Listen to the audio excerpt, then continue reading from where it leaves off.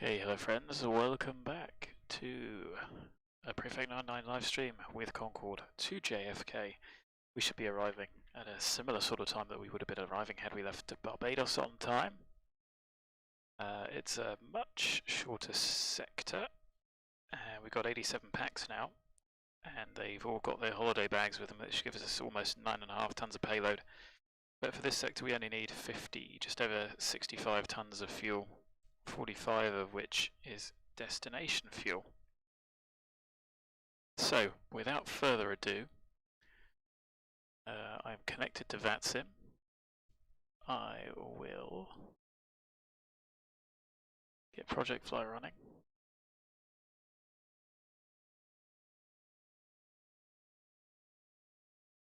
Get that running. It says I'm on stand 11, it says 14 in X-plane, so I'm not quite sure which is which.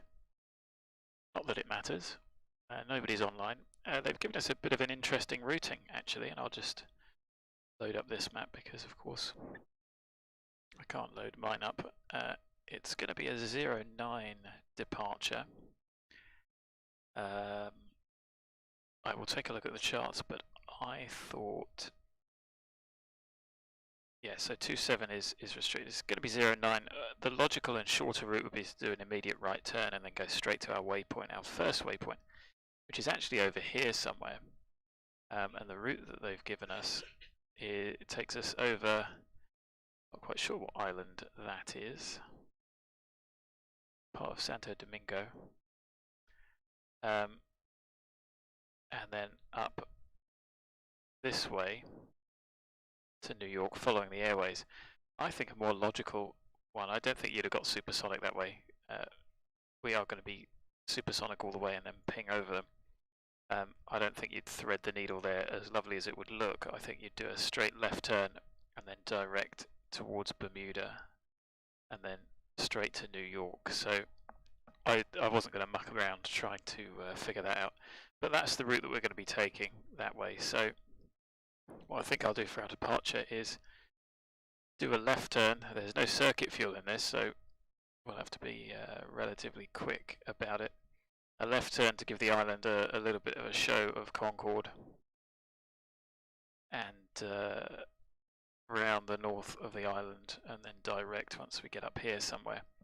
I don't think there are any waypoints. We're not going to use the INS for any of those anyway. And I think if you were to do it, yeah, I just don't think you would do it this way. Anyway, that's what we're going to do. There's no waypoints to help. So we'll go around the north of the island. Straight ahead, 500 foot, left turn, gear up, nose up, and then we will accelerate and climb, and then left turn direct, whilst probably looking out the window, and that may or may not go wrong. Open GL, so the frame rate's surprisingly high. Let's get into Alpha Charlie, our usual steed, and get ourselves on our way. So everything should be off. Of course it isn't, those should be off. Good, those don't work, but those do. Interesting set position.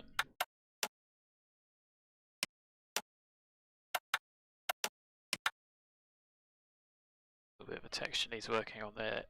Takeoff, climb. Everything else is off. So let's trip. There we go, we'd get ground power.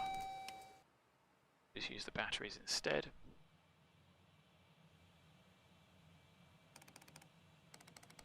Gens are off, all the hydraulics are off.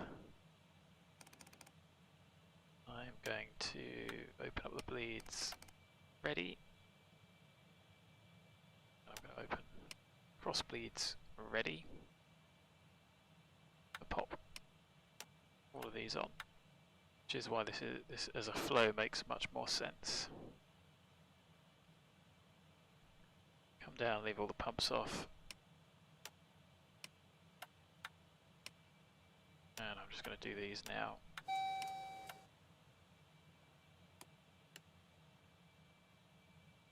Pop the IRSs to align, because we are going to align. I'll load SAVIK up and do the same, because we're not going anywhere.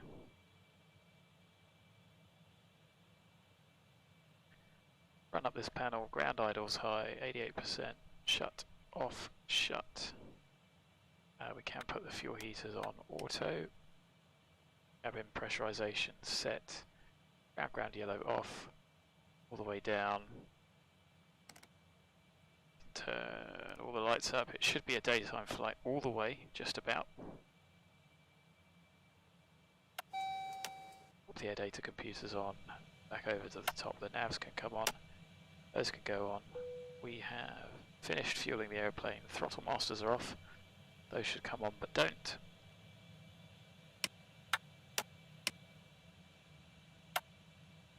Test all the lights.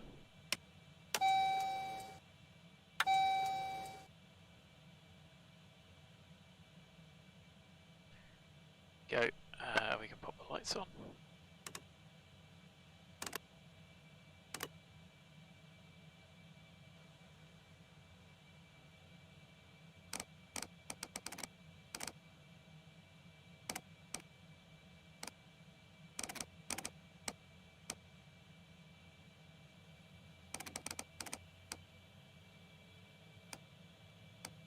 There we go. That's all of those set. The gear levers down. Throttles are back. Afterburner should be off.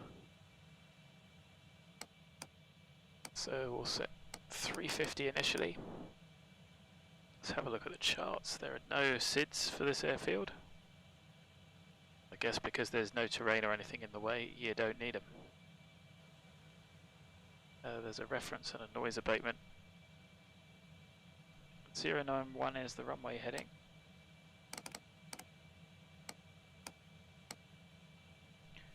From the VOR, we're not going to do anything off the VOR,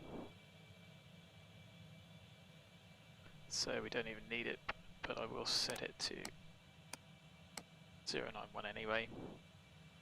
I know that's the ILS, isn't it? Well, we can set that just in case we need it.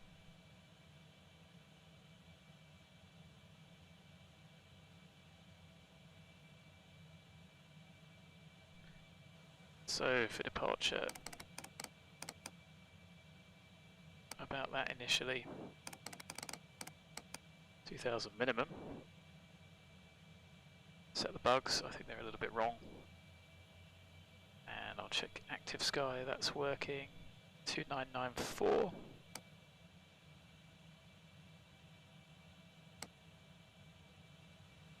We can lift this up. You can set that nothing on COM1, so I'll just turn that on. And allegedly our trim is 1.5, which is about there. So we'll do the route. There's not a lot of waypoints. It's actually an Airways route, but of course if I included all the Airways reporting points there'd be loads of them, so I just did all the directs. Explains live, real time, connected, weather, that's great.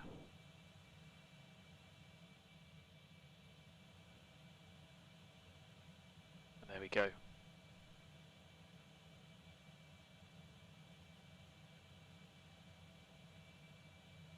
So initial climb, I don't think we're going to have any issues. We're not going to level off at 26. We might actually. I do have the performance chart for the optimum cruise. I should probably load that into the charts on the PDF folder. Let's have a look at the aircraft weight. 150. Yeah, that'll actually be higher than 260, I think. Be very close. But you can get that chart that shows your optimum cruise for fuel consumption. Anyway, that's essentially all of that done. So let's load up SAVIK.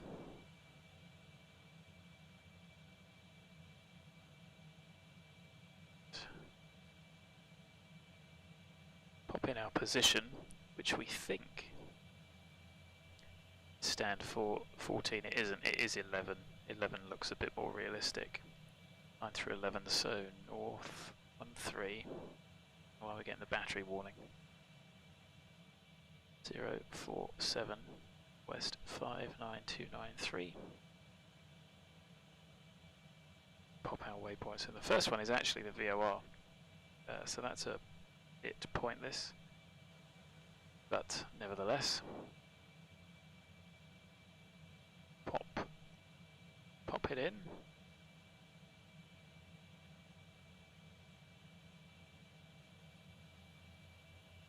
Just for the sake of completeness.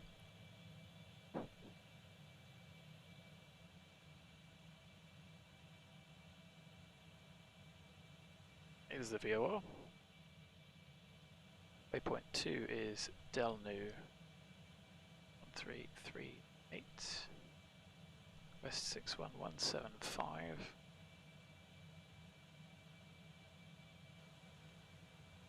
GEECE is the next one, an FIR boundary, north 15, west 63150. Waypoint 4 is FERNA, 21461, west 67013. Waypoint 5 is MACOR, 22138, west 67193. Waypoint 6 is VESRA, north 25285, west 68. 7 is 3069 north, so north 30, west 69.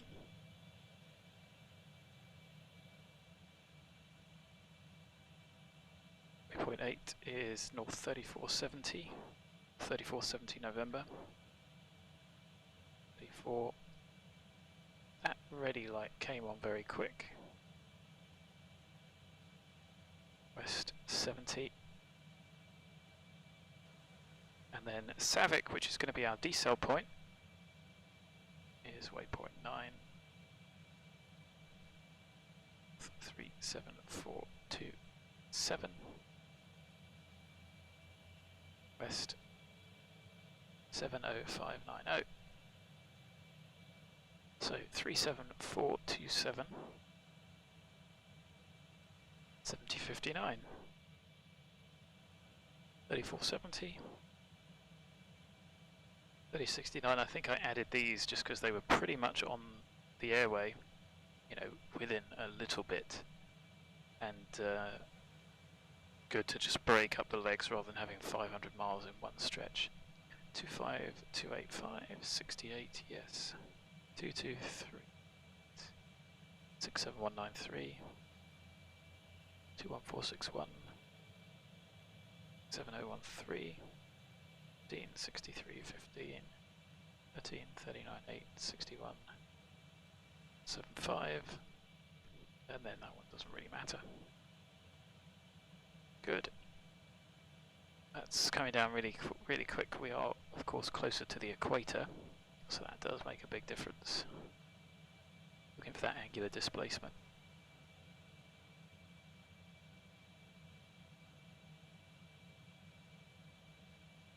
Paris to Rio, yeah, that's certainly a possibility. Like I said, I like to do it with the VAs, and thanks for the support anyway, Pedro. Yeah, we might do some of the Air France routes. I'm not sure that on VATSIM the Paris controllers are as familiar with Concorde as London guys are, but we could certainly do it. I did have a look and I didn't see anything from Rio, but then I was looking for Cape Town and stuff, so I'll do some digging. Once I've got all the BA ones out of the way, then maybe we'll start doing the Frenchy ones, which would be open it up a little bit more as well, wouldn't it? But yeah, thanks for the suggestion. I'll have a think about how and when fly this challenging bird. So let's have a look at the checklist. Ground power, equipment, cooling bay we've done. Data computers, the train masts, we're off. I think they're off. they can stay off because it's 30 degrees. INSs are loading and we'll go to nav in a moment. That round once that gets down to 0, transponder set, can't do the TCAS. So before start, DVs are shut. Let's see what we can do is get rid of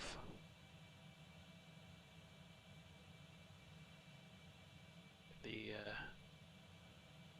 oh, that's interesting, isn't it? Those were definitely loaded earlier, weren't they?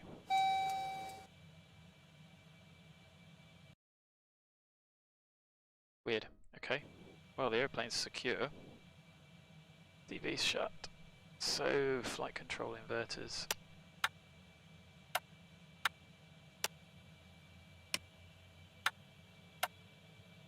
On. T-stalls on. Lights should illuminate. But they haven't. Both set rad. Instrument transfers all left. Altimeters 180, the elevation 169, that's close enough for me. And the same both side. With Concorde indeed, my friend, at least it lives on here. Nav radios not required. Transponder set, no code, 2000 is set though. Autopilot, we're essentially ready for departure. Straight ahead. That heading. And then we'll do a left turn and go around the island. Brakes are set, and you can see no fail flags. Nav lights should already be on. Throttle masters on. Ground hydraulic checkout we did. Fuel heaters. Fuel heaters we put to auto already. Secondary air doors can come to auto. And the batteries are all online. So routing INS set, and into nav mode we go.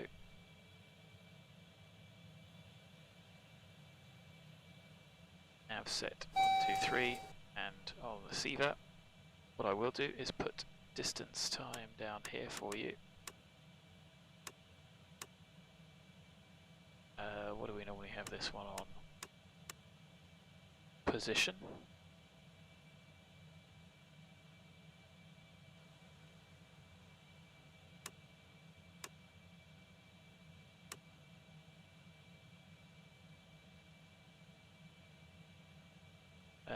We don't need track and ground speed, do we? But they can go on the one down here. They are. So, P. So ASI bugs, yes, they're done. No, I don't think they are correct. Fuel flow not going to do. P7 bugs not going to do. Clock not going to do.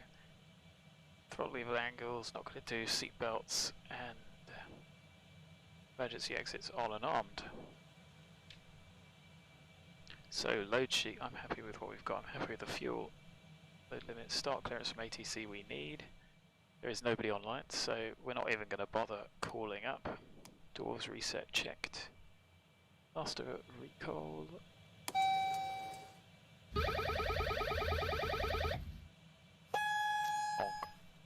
Honk. Checked. Throttles are at idle. Anti-collision lights can come on. Feed pumps are on.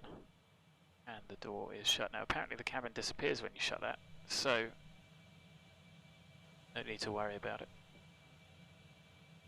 Idle switches, you've already seen. They are high. Debo we're not going to do because, again, I don't think it makes a difference, and we're going to assume that this is a cold start. Anyway, now, it does say to pop the generators on, which I find odd. I really find it odd that you'd have generators on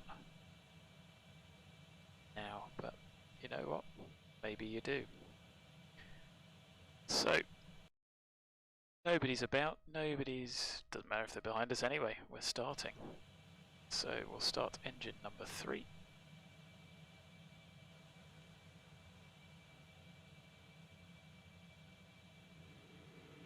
Hear that click? Interesting.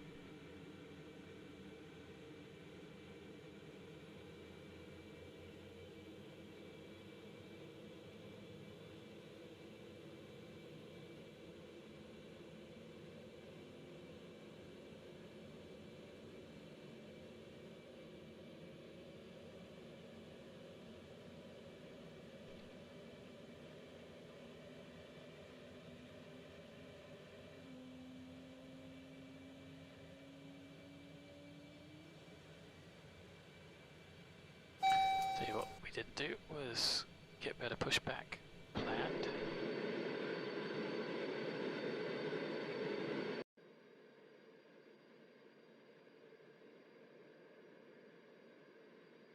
Ground to cockpit. Plan acknowledged. Call me through the menu when you are ready. So let's get him on the way. Ground to cockpit. Tow is While we traveling up. start engine number 2.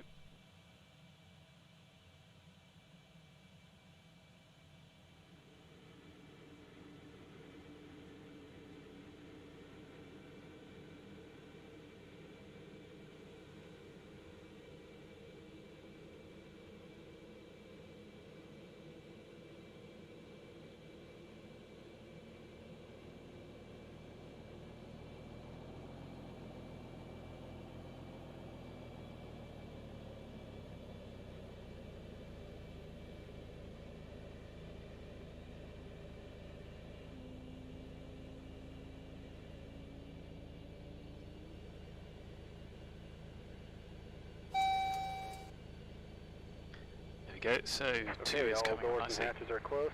Ready to connect.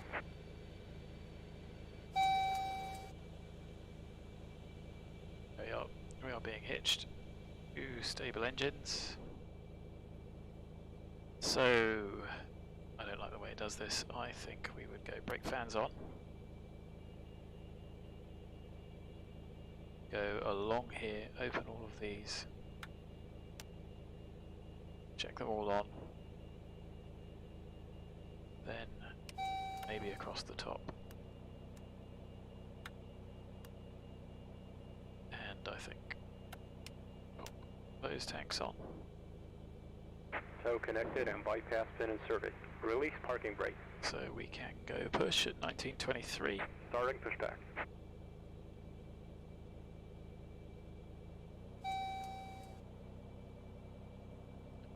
The bleeds open, cross bleeds open, so we are ready to start when we like, and I'll wait until they're disconnecting. Or maybe just before.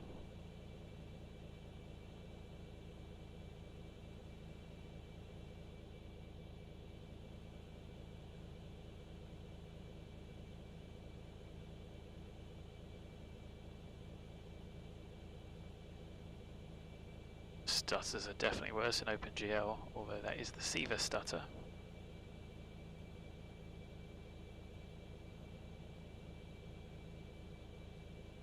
So we'll get the aeroplane flying conventionally first. I managed to forget to disconnect those, whoops.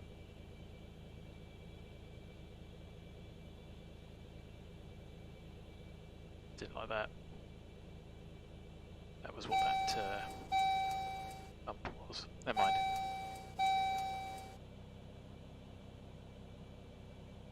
Not for this, I don't think, Philippe. Sorry, Pedro. I think the only thing you can do is start it with engines running.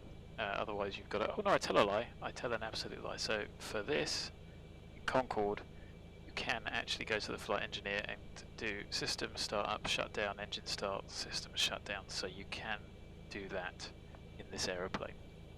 It does all the fuel and everything, so that's one less thing to worry about, which you just don't have capacity for. I don't know how some of the simmers get into it. Let's start engine number 1 this time.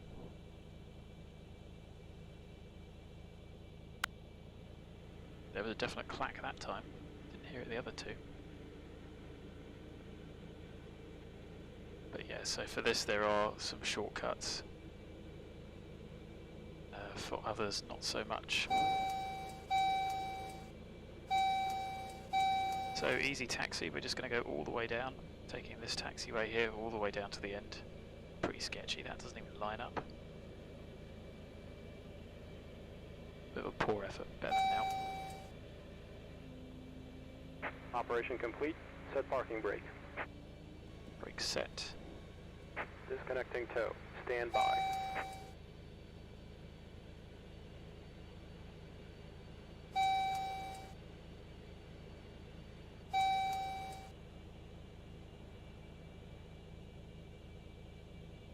Stable number 1, let's start number 4.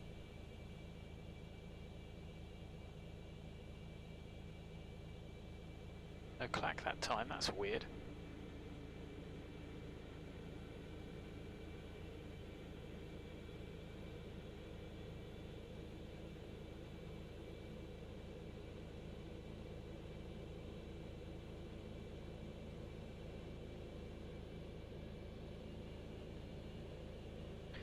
So remember, our required is 63689. About 1500 kilos to play with. It shouldn't take that long to taxi down. Disconnected and bypass pin has been removed. Hand signal on the right. Well, see you next time and have a safe flight. Probably not bad timing for the engines, is it?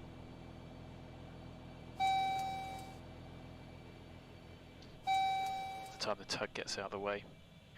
So, after start, well, it's still a pushback. Bleeds on, cross bleeds shut. Condition valves on. Hydraulics on. Generators all on. That should have already been tripped. Electrics are all on. Those can all go on. The air pumps can come on. Check the rest of the pressurization. So, flight controls.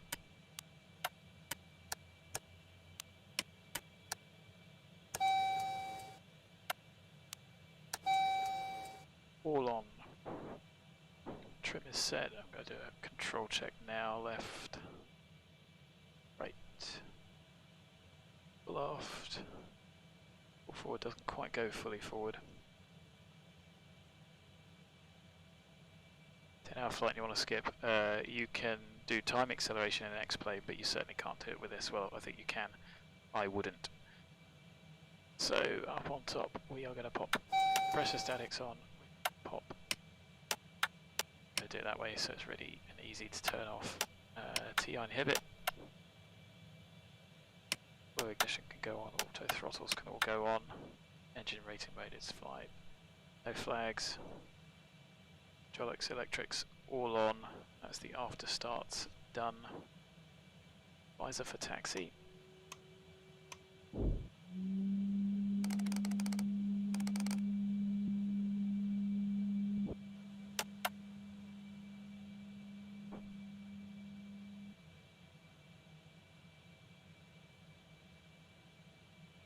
So if you have a look, I did a couple Pedro of FSX when I had it. I didn't bother renewing my subscription. I think that says it all really. Why do we still have a trim caution? There we go, because I managed to not do that one. So there is, I believe, nobody online. Let's just check the map. Nobody nearby, so I'm not going to bother calling up. Brakes off. Let's get going.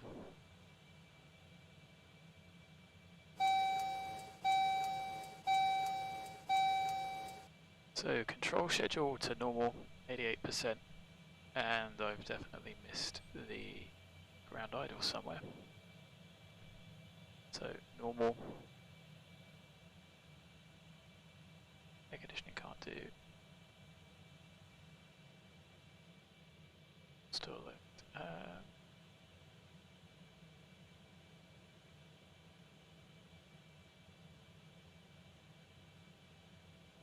Yeah, I think I would agree there. Visuals, FS 2020, X-Plane really need to up their game with that.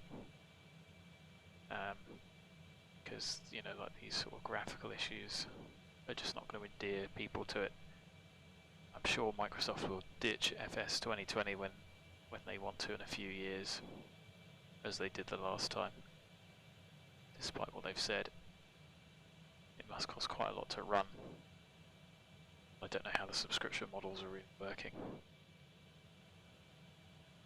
I know there is a freeware ZBO equivalent for FS 2020. I don't know, I might go back to it. You know, it's nice enough, but when you've got airliners that just don't quite fly, I can't be doing that. So, let's get Jim. Fuel trim 2, takeoff. Not that I think it's going to make much difference. Have a look what happens when we go to flight. We're at 53. Fuel trim 2, flight. Okay, it's not much different. I'll leave it at flight just so I don't forget. Bring the speed back.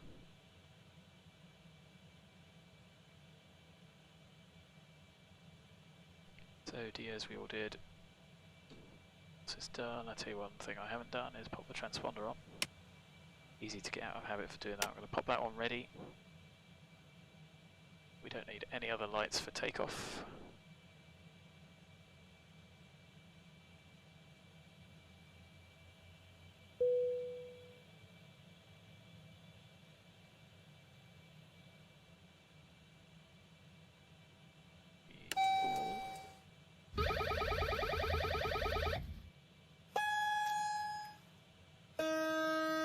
Yeah, I haven't tried just leaving it in flight.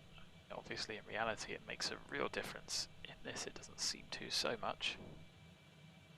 So, all the way down to the end. Reheat's armed. Brake fans. Again, doesn't really matter, I'll do those after takeoff.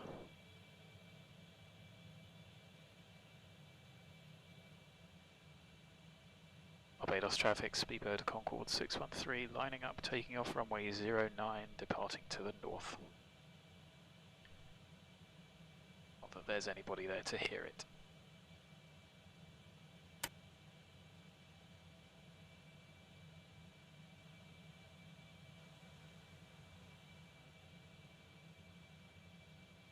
Bit much.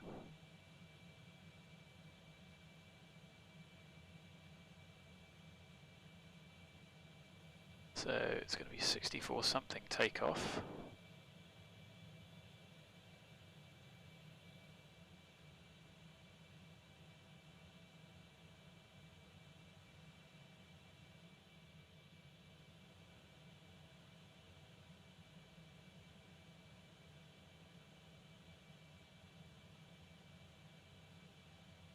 That was not bad turn there.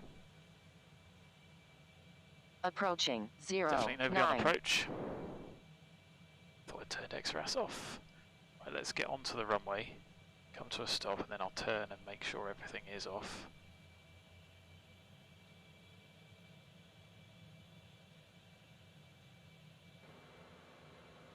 On runway 09, flaps. Okay, stopping on the runway. Brake set. Wouldn't do that in reality. So, what have we got here? AVTAB we need on, head shake can come off. Python interface can come off, terrain radar can come off, XRAS can come off. Ziva will get running again in a minute. There we go, it's a shame we have to turn that off. So, it's going to be 1935. We're going to have 63.9. And we needed 63,689. Brakes off. 3, 2, 1, now. Off we go, 1935. Boot full of left rudder. Airspeed building. Checked. 100 knots. Power set.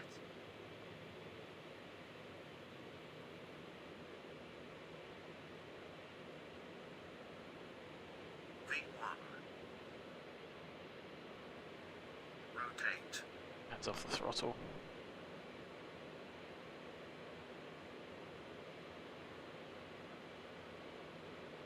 Was it right gear up? He didn't call Gear it. coming up.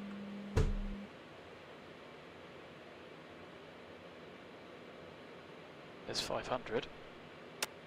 It's off. Gear up. Doors locked. 250 knots. Good. Okay, let's get nose up.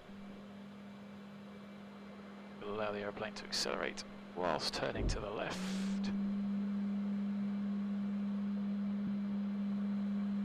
That's quite nice.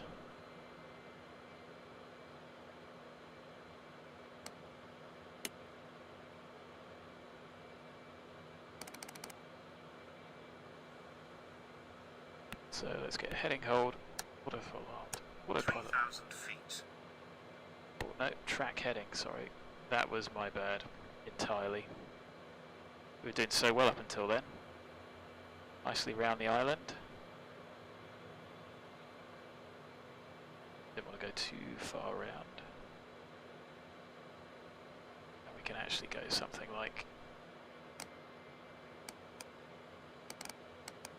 30, can't we? Let's get the nose down, get the aeroplane speeding up. Because we've got into the drag zone there. We are a bit lighter today. No Ortho here, sadly. Nose is up.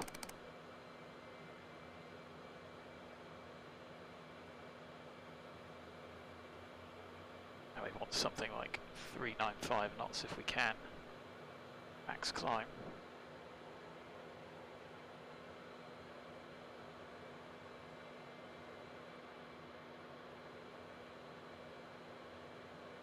And gear up, can't go neutral.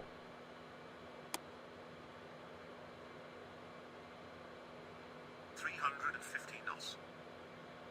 Checked. The airplane's starting to climb. Very happy.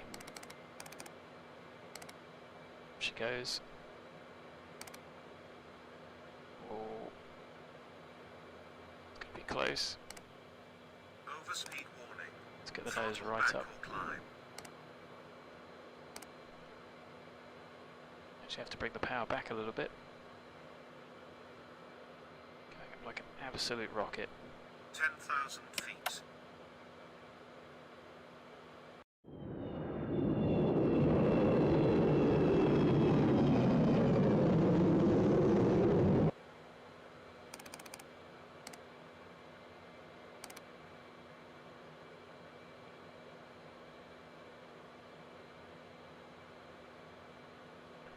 So let's have a look out the window.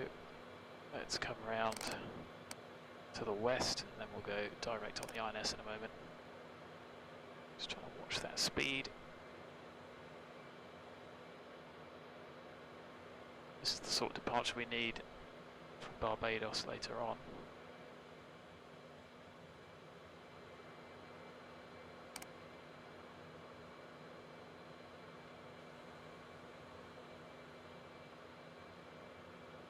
So, get a flight. 20,000 feet.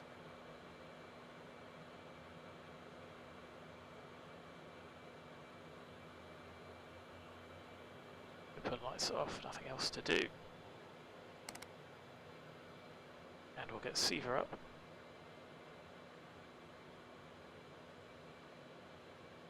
And we can go waypoint change 0 to 10 minutes.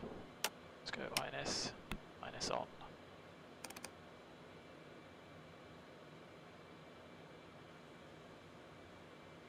Interesting, thought I'd done quite well there. Okay, we did actually go over the land, my bad.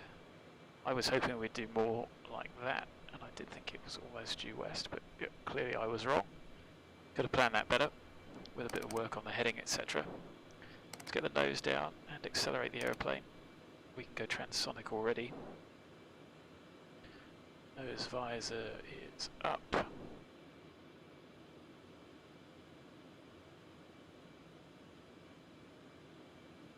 Switch these over. 30,000 feet. 30,000 feet, and what we really need to do is decimal 95, get the aeroplane accelerating.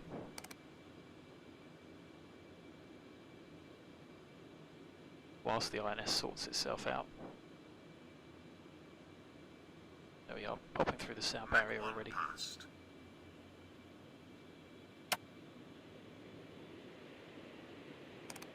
Fuel status, 60 tons. There we go, we're nice and light as well.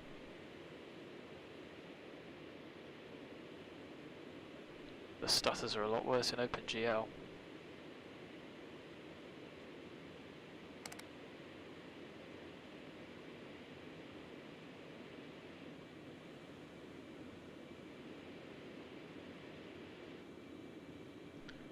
Fans are off, control schedule's normal. Signal's not required, all the lights are off. Happy days.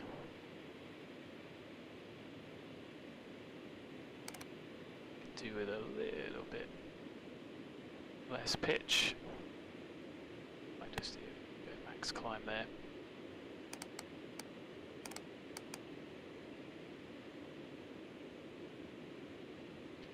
We've passed Mach 1, so pressure static heaters can come off, no anti-ice, no transparency de-ice.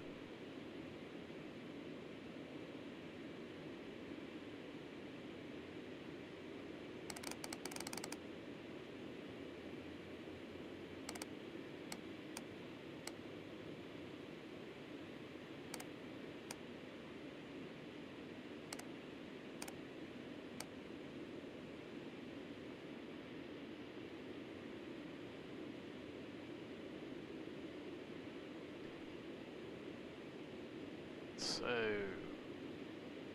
2-4, we have DME. That is Helena, St. Lucia, Bravo November Echo. 1.3, ramp smoothing confirmed. See the islands out to our left. St. Vincent is here to the left, St. Lucia's to the right. We're going to be threading between the two. Oh, I really couldn't, my friends. The tutorial for this is going to be terrible. I can just about hoof it around the sky. It's only because most of the systems are not fully functional that I can just about get this going. You can see just how quickly everything happens, especially when you're doing a max rate departure. You know, that wasn't great. Add in some ATC, get it maxed out really early, which you saw the hand flying was okay, but when you've got all that to do, 40,000 you need to feet. get the automation in pretty early. I think it's fair to say. Look at those stutters. Oh, they're awful. Anyway, we're going direct to waypoint 2. That's 52 miles away. 3 minutes. And we'll do a time overhead, flight level and fuel. Like I say, St. Vincent to the left, St. Lucia to the right.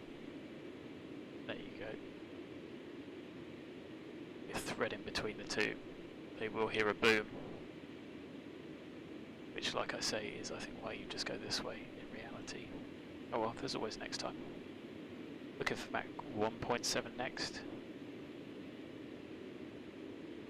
And even if everything was fully modelled in this, I don't want to do the flight engineer's checks. That's his job, in reality, for a reason. I'd like to understand a bit more about the systems and how you move the fuel around, etc. But there was a reason that they had one entire person doing it, in reality. There we are, going past the VOR. I suggest you heat off. Alright, well you could have said 1.7. Didn't hear it.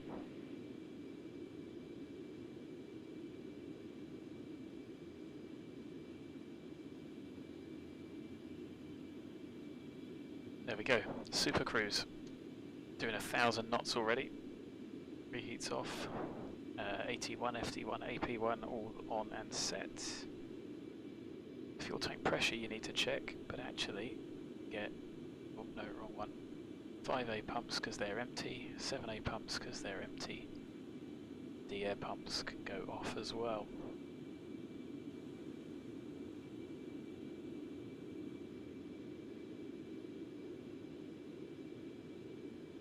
So wave to these islands.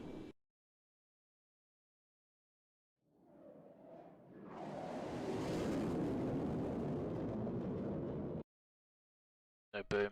Anyway, there's St. Lucia, somewhere I've never been, but you can see their airport. St. Vincent over there. Must have a nice old mountain on it, and this is just default X-plane scenery.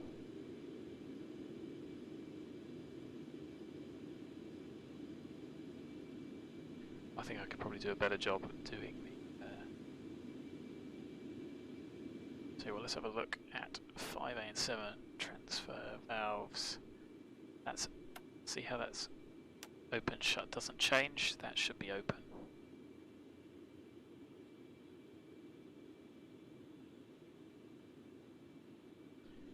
Anyway, whoa, that's a big old turn.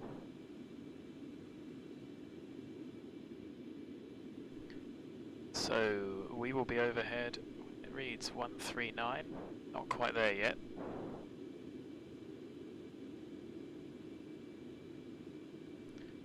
So 139, we're going to be at 500, I guess. 498. Got 55.3. 50,000 feet. You're overhead at 46. The jet flight rating goes to climb. Again, not that it makes any difference. Sorry, it goes to cruise. Climb. Takeoff flight checked. And if I have a look, there should be a waypoint here. That's the waypoint we were aiming for, and you can see the aeroplane went right off course. Almost like it needs to figure out the point to go for where we're off to. Oh look, there's some traffic. See where they're going.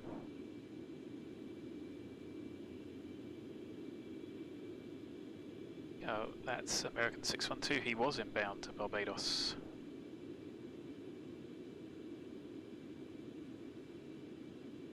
No worries. So we are off to waypoint 3. It's GEECE. If you have a look on the chart, you'll see that that is the FIR boundary for Picaro to San Juan. Oh jeez.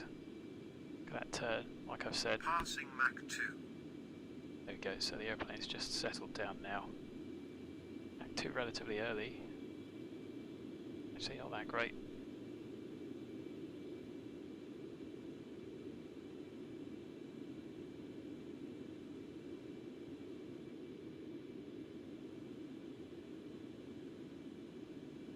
So, I think, yeah, it's probably going to be 54, isn't it?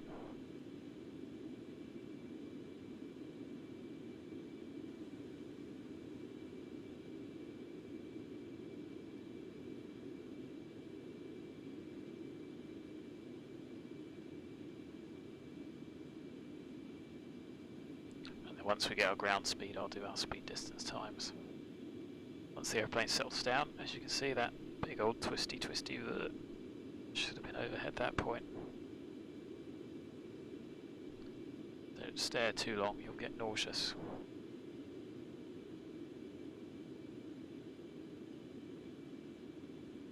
So, what do we reckon? 1140.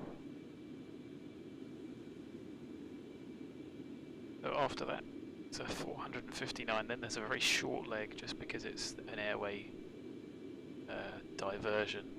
Not diversion, it splits. The airway splits. But one FERNA is the FIR boundary for the next one. For waypoint 4, 459. 24 minutes. 32.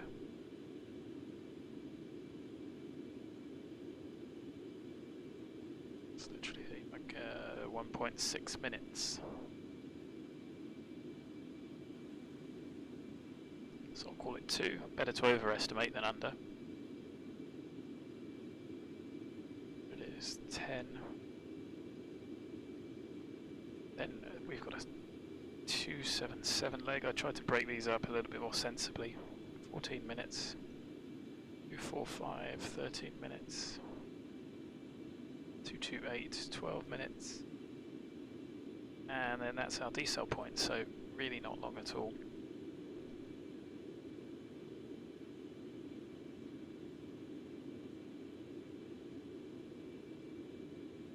So we've got 3 minutes to go. I'll add these up.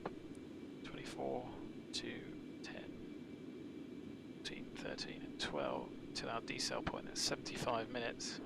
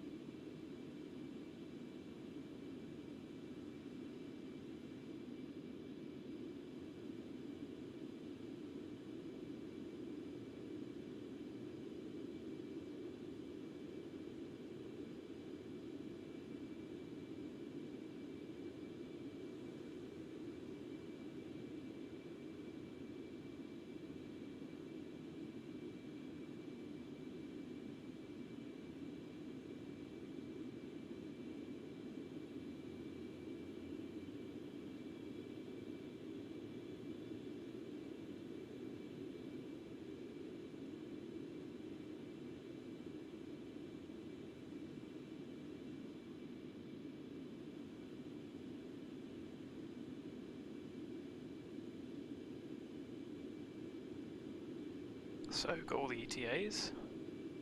Once we're overhead, I'll have a look at the fuel and then give ourselves a prediction of what we're going to have. Tony, the plane is, yeah, that's a good one, mate. It's, yeah, interesting. I mean, I can't obviously draw it on screen, but you know what? You've got one route. Well, I mean, I'm just trying to look, see if there's anything here that we could use. You know, wouldn't have a route that does a massive turn like that. But you know, certainly if you were coming along to one of these and need to do a left turn, the aeroplane wouldn't use 30-degree angular bank at supersonic. It only uses the inboard elevons to turn, lest it twist itself into oblivion. What you really need is it needs to work out that max angular bank and the ground speed, and work out that tangent point. Yeah, I mean, the radius of turn calculation is, I would argue, relatively straightforward. I could dig the formula out. It's not a very difficult formula, but you've got the ground speed. You know what the rate, what the ground speed is. You can work out the radius of turn, and then you've just got to start. You just got to start that turn so that they both intercept. I mean, where are we going now? Left for a right-hand turn. So we're looking for 459. So we're 6 miles away. The airplane's turning towards. See that there? That's the waypoint we're going to. We already needed to start that turn. It just doesn't do it precise enough. So 459. We're actually descending there, weren't we? We're at 569. About 52.7. You're overhead at 5.4. So, with that in mind and our fuel flows, 5.4. 5.4 times 4. It's 21.6 per hour. Divide that by 60 times 75 to our decel point is 27. So we should burn 27 tons. And if we take that from 52.7, means that we should have 25.7 at our decel point, which is then 100. No, I tell a lie. That's our decel point. They're going to be slowing down, but we're 241 miles from Kennedy at that point.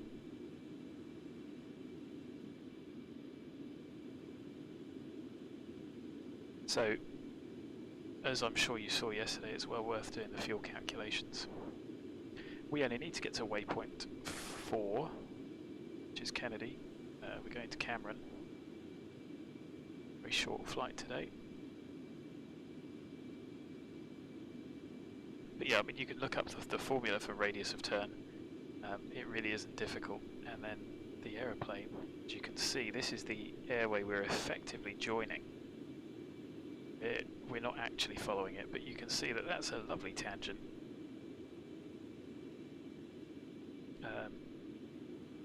It sort of was overhead grease.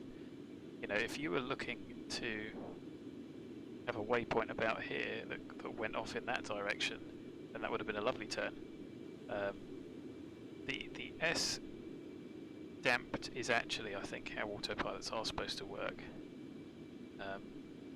But you can see there it just isn't quite. It's even more obvious once you try and join an airway and you can see it. You know, we shouldn't have turned left and we shouldn't have aimed to go overhead. We should have transitioned onto that point there. Never mind. I'll shut up about that, but yeah, turny. It is indeed turny. So, CAMRN 4, we're not going to use that, but I am going to load it up, because we are going to pretty much self-vector ourselves once we figure out which runway we're going to use, assuming that there is nobody online. Oh, I've got the airport charts up.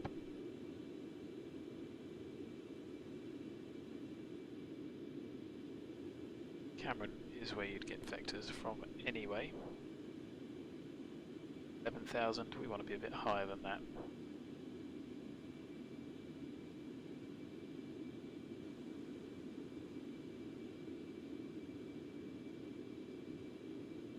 So we are Lima 776 this airway. Like I say, we are following the airway, even though we're not, if that makes sense. And it is FERNA is the FIR boundary. 300 miles, 20 minutes. That's a big old section of the San Juan Oceanic FIR. So we are going to pop right over the top of that. Didn't even know there was an island there. Yeah, you can see we're going to go zip, and it's up here, New York Oceanic, and then up here. 75 minutes supersonic, well less than that now.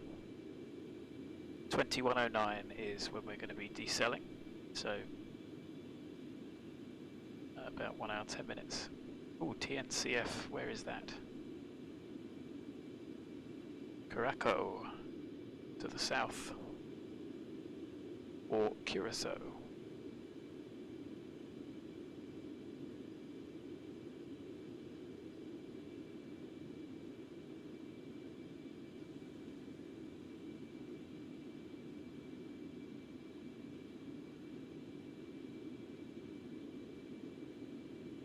TNCA, TNCC and TNCB, so got to use the en route shot for that.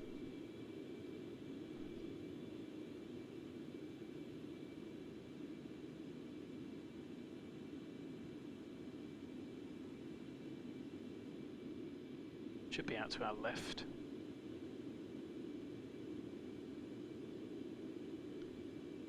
But no good for us.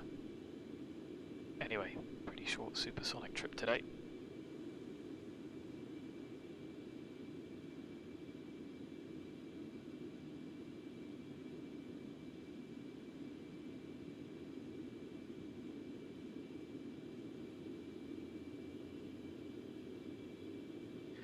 And certainly see that the fuel has moved anyway. Stutters are definitely worse. So what we'll do is put in a couple more waypoints. So we can have a new waypoint 1, which is MOUGH, however you want to say it. North 3853. West 71567. Go to waypoint 2, OWENZ 39494, West 72498. We won't go any further. Why did the aeroplane just do that?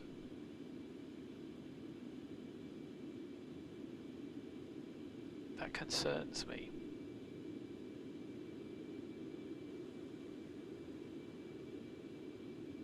It's quite an aggressive turn. Anyway, 39494, 72498, 38593, 71567, tick tick, done.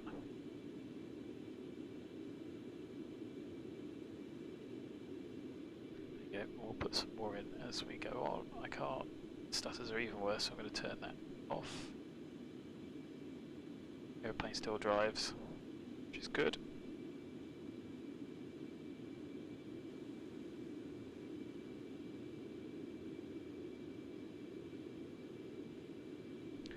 Oh, Tom's hardware news, don't expect to get an NVIDIA card anytime soon. Great.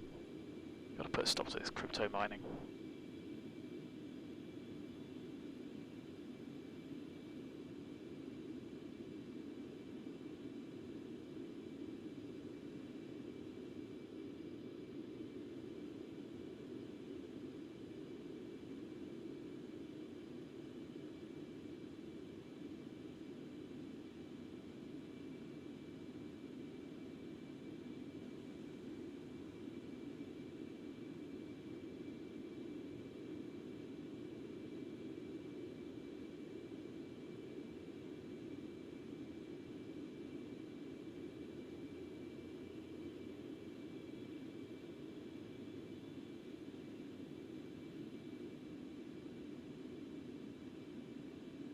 Do I stream on Twitch? No, I haven't got into Twitch. Is it better? Well, I really don't get what the difference is, to be honest. I just got onto YouTube, the main reason being just to record my own flights for posterity and possible learning. And it saves hard drive space on my hard drive as well, and if people want to interact and see how I hoof things around the sky, all the better. But you know, it's mainly for my benefit, so it's just nice to have people along for the ride. But I know Twitch is a big platform. I just don't know what the difference is, to be honest. Like, I barely use Discord as well.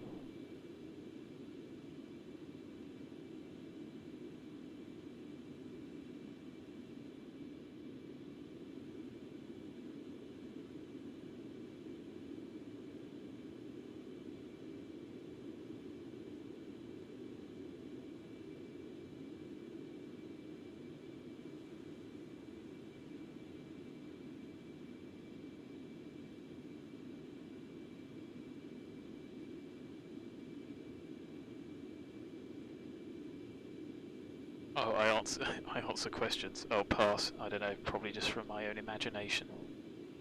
But I haven't got anyone else on, so maybe I'm just talking junk. I do sometimes, you know, if I'm, for instance, flying Zebo, and I say, oh, you know, this has come up on the forums, or I've seen this on Facebook, then I'll bring it up that way. But no, just on the YouTube. All the stutters are actually quite bad, aren't they? OpenGL. Well, as long as I can have livable frame rates. Get the frame rate up just so you can see. Look at the difference there. OpenGL appears to be pretty bad at altitude, but if it's usable on the ground, it's almost the inverse, isn't it? With Vulkan we were getting sort of like 50, 60 over the ocean. OpenGL, and then 20 on arrival. OpenGL we're getting like 50 on arrival, and OpenGL could actually come to an absolute crawl when we get to New York. Oh well. Can I explain what projectFLY is? It's just a flight tracking program. It offers loads of other features,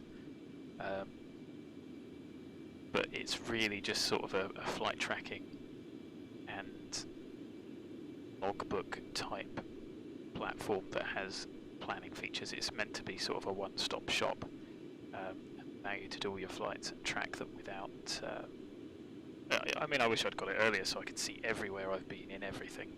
That's the sort of thing it's for. I think it does some alleged streaming stuff and a few other things, but I don't use it for that. It's just nice to have a logbook that should capture things.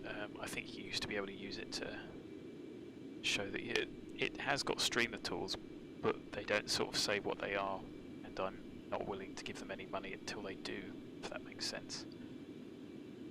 Because I think it's a bit, they don't really have a web page, you have to download the program. Anyway, it's not a bad little tool, but you know, I think that there's other ones that are doing similar. I'm trying to think of Navigraph or something.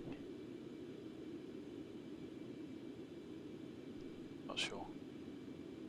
But I mean, it's free and it keeps track of where I am. I think the irritating thing is that you used to be able to share your profile and it would keep track of your hours and where you've been and be able to tell people where you were. It's got a little flight track at the moment that says, you know, an hour and 13 minutes to go, 1,400 nautical miles. But if I can't share it, it is a bit pointless. So it's sort of like a work in progress, a bit of a one-man band, the guy that set it up. And he's had a load of grief on social a while back, but I don't really care about the politics side of it. It's just a relatively useful tool, especially for people that don't fly virtual airlines. So when I started getting back into X-Plane, I probably should have used it for all the flights I did. That would have been quite cool.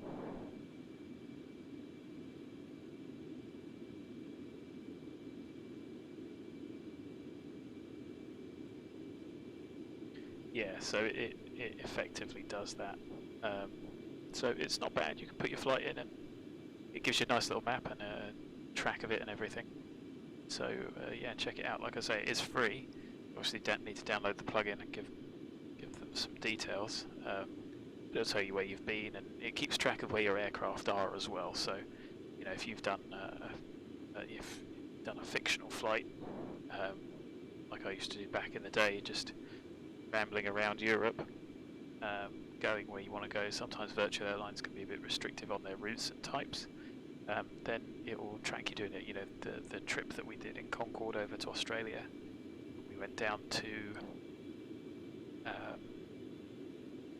Tenerife, then to Barbados, then to Miami, where we was Miami where we almost had the crash, quite possibly. Then to Mexico, then up the coast, then across the land, supersonic, from LA to New York, and then New York to San Francisco, then to Hawaii, then down to Fiji, and then I think Sydney. You know, it's got that whole map, although I can't share it, which kind of makes it a little bit pointless.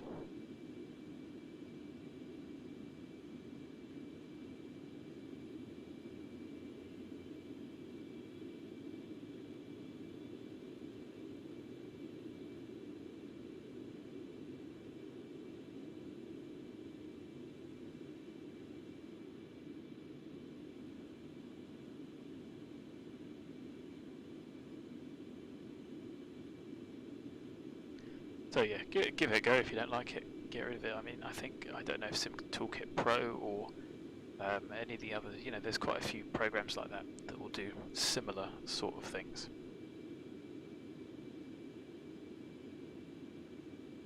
So feel free to check them out. I don't think it's a bad product. Like I say, it's just a bit of an odd business model. I don't mind paying. You know, if the I don't know what the package was, but say it's a couple of dollars a month, I don't mind paying for that. It gives better fidelity, it logs in more detail, or whatever the features are, but it just doesn't explain. The thing that I would be most interested in is the streaming tools to get a decent overlay. You can see that the one that we've got at the moment is not perfect, but it's not bad. But a streaming overlay is quite useful so that people can see where you are in the flight, and I wouldn't mind paying a little bit of cash for that. But unless you tell me exactly what it's going to do, then you're not really selling it to me. Just have a look on their website. What do they describe it as? So, because they don't really have a front page website anymore. Oh, there's a thing on Reddit about it. Oh, and then you'll get drawn into all the grief. Pricing tiers revealed. So bearing in mind this is in June 2020. So I think that was the reason that I didn't really... They used to have a front web page that explained all of this, but now you just have to download it, which again I find is a bit odd. Just explain what your product is to people. So pricing tiers, they said they had streaming, but you had to pay even though the streaming wasn't available, and it never seemed to work. So why would I do that? Yeah, supporter $199. This is in GBP. So what's that, like $3-4? Pro $4.99. Oh, and it gave you an overview of what things you got, detailed stats, high refresh rate, custom overlay branding, etc. Infinite flight path storage, updated. So at the moment, radar update every 60 seconds. Yeah, but the thing is, it doesn't really say it's got its own radar. I think it's trying to make a bit of a community. So if I look at radar, it shows me other projectFLY users, which is all well and good, but to be honest, I'm on VATSIM. I don't actually care. These people could be on anything, so it's kind of got that sort of project community feel to it. But again, that's irrelevant if I can't see them in reality. And I'm just looking at it now. I know you guys can't see, so that update's quicker. Don't care. Streaming tools wise, yeah, maybe it's just not particularly well thought out. It's got a logbook. They've got something called contracts on there, but again, I don't think, unlike FSE, you're not getting any money or anything. Add-on manager, scenery manager, you know, maybe. Oh, that's only for P3D prepared. So again, no use to me, you know. So I suppose it gets people from all. If you look on their radar, these could be guys that are all over different platforms, different online networks, not on networks at all.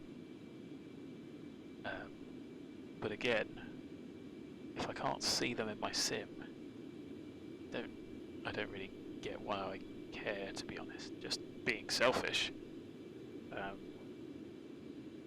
So I think there was an article about what they wanted it to be and what they thought, and the guy that made it, what his thinking was. So go and Google about that. You might get a bit of backstory, but it got to the point where I just went, I'm not that fast.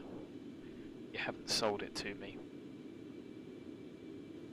And when you're in the business of creating a product, wanting to at least try and cover your costs, you might have to think about selling it, i.e. selling it to people. But anyway, that's my partial rant over. Got another just under an hour. Let's go for a comfort break at some point. I'm doing well. I would want to be going a little bit quicker. I'm sure I've mentioned the artificial limit of Mach 2 that Colimata has put on here. I don't know quite how he did it. Are the throttles fully forwards? I guess they're not. No, they are. Don't quite know how that works then. But that shouldn't be the limit. Somehow the autopilot does it. Whatever. Anyway, it's going to be standard routine descent. So we'll set 1,000. At least 200 depending on the approach. Oh, the frame rate's gone up, so we must have crossed over a wee bit of land there, mustn't we? Okay, or maybe not. Oh yes, we had. So that was the frame rate taking a hit. There you can see we zipped right over the top of these. Happy days. Picked up a bit of speed as well, so we'll get there even quicker.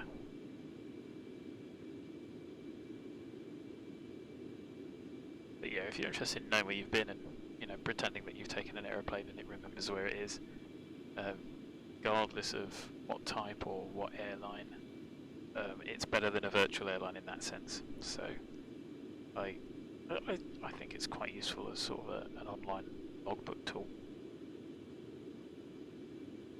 I'm not sure if I can see the past flights, if you can see the detailed maps. What just happened there? Did something go funny? I can see my logbook. Oh yeah, you can see detailed maps of where you've been. So, you know, if you're doing VFR flights, that would be quite cool. Obviously you've got to remember to turn it on. I've certainly forgotten to do that a couple of times.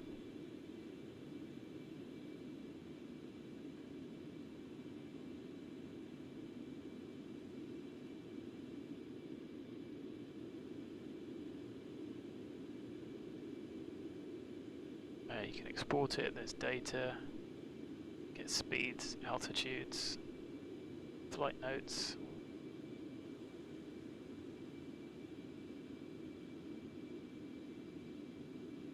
Contracts available. I don't get the contracts. I don't get the point in it. Got airlines, but what do you get? What do you win? It's not like you get credits for anything. So yeah, radar bookings, fleet, your own logbook, passport showing you where you've been.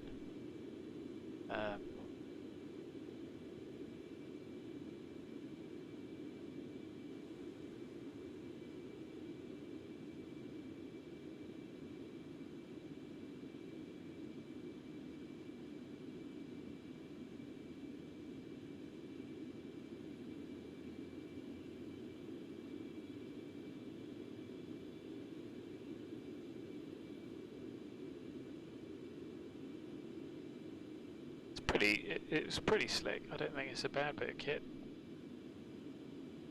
So give it a go, have a look.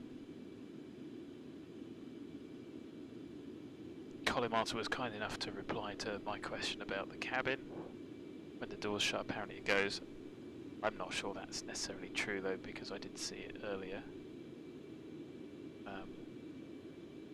But whatever.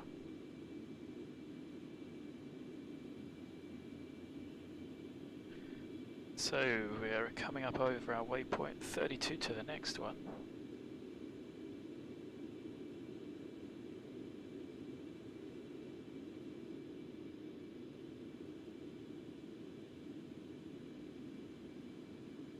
Yep, there it is, all over the place. 32, so it is 18. 583 and about 44.2.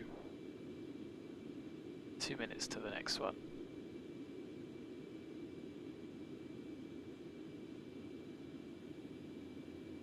And if you have a look on the map, you'll see that's what I was trying to say about the fork in the airway. The FIR boundary was there at FERNA, and so if you wanted to give an accurate ETA, that would be why I included that. We could have just gone there and missed it out, but include that. I know it's only 2 miles, 2 minutes, but anyway, we're going there and then we're going to join the next airway and crack on. So if you ask, that's the answer to the question, why did we have a 32-mile leg, which is only 2-ish minutes. And that's why. We've picked up a bit of speed as we've got lighter and the fuel flow is decreasing.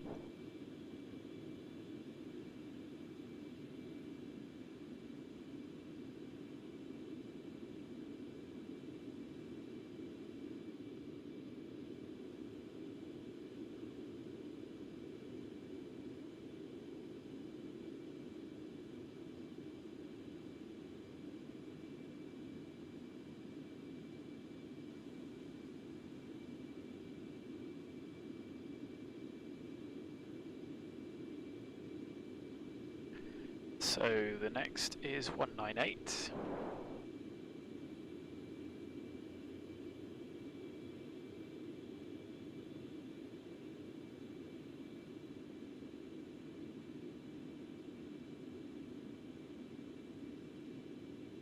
We've got 991 miles to go.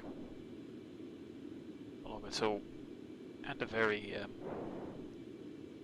sideways aeroplane. Frame rate counter now, that may come back to haunt us later. What I can do is bring up CVAT. I should really have I don't know if you can assign a shortcut for that. And we're going to need to go waypoint 3, waypoint 4.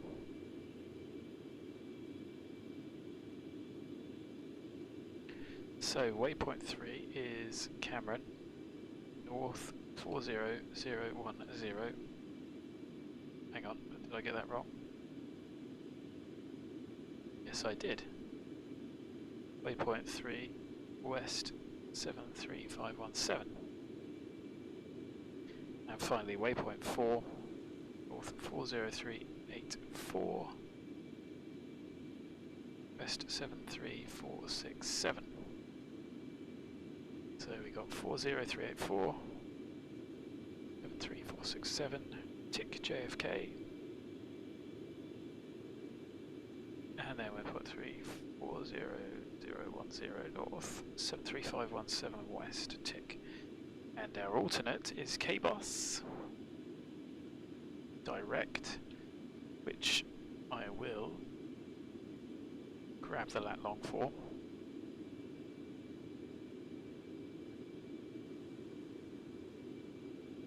A direct, that's probably the only way we could get a direct, although I think our flight planning is direct.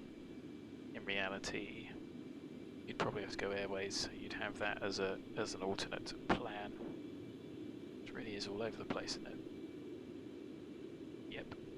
I mean, there's a really good example of where it should just find a nice, use that radius of turn, move it out till it intersects, and then you know those 2 points, the tangents where they meet, is where you start your turn, where you should end your turn. Imagine a circle, you'd move it out until the radius was out here somewhere, and that's the point, get them to meet, and then that's the point at which you'd do it. I'm sure there's an easier mathematical way, that's just the way I visualise it. I suppose you only need to know the difference in the arc, don't you? Maybe I'll look that up. Miami Center. Are we going to speak to Miami? Miami. We are not. Because we are New York Oceanic. We are very close to Miami Center. Where we are now. We pretty much run parallel to it. So, Amy Center does a bit that's along here. We're just running parallel to it, so sadly we won't be speaking to them, but they'll be seeing us zip along. That was correct. A bit juddery. So I will put waypoint 5 as key bath in about 6 minutes.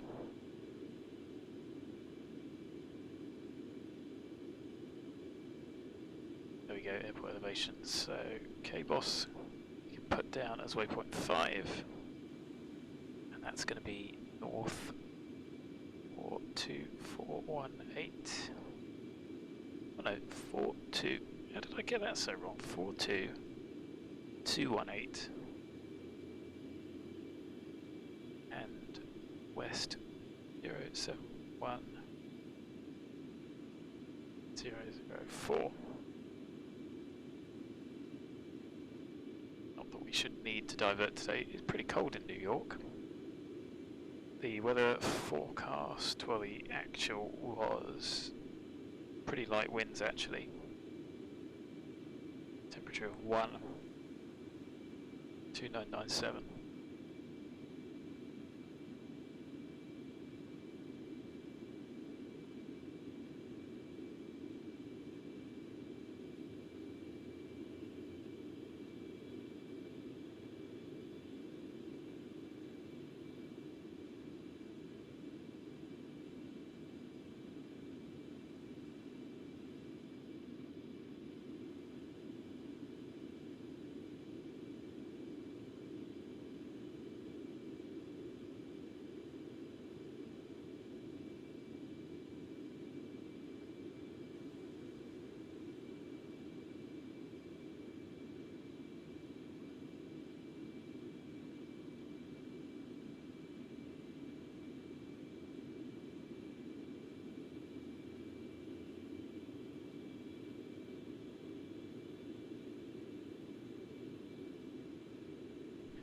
So not a lot really much more to say.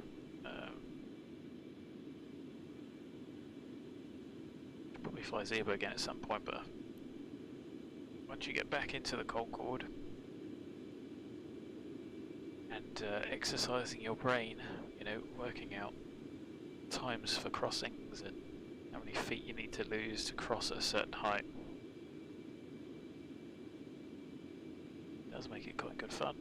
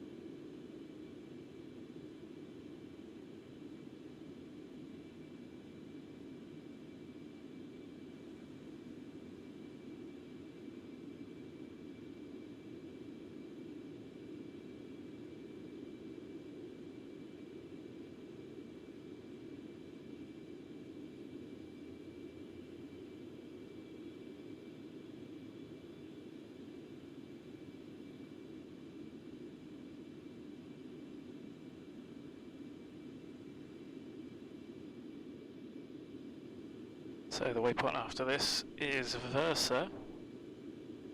We're heading to MACOR. VESRA is 198. I know there's probably a bit of rounding involved there.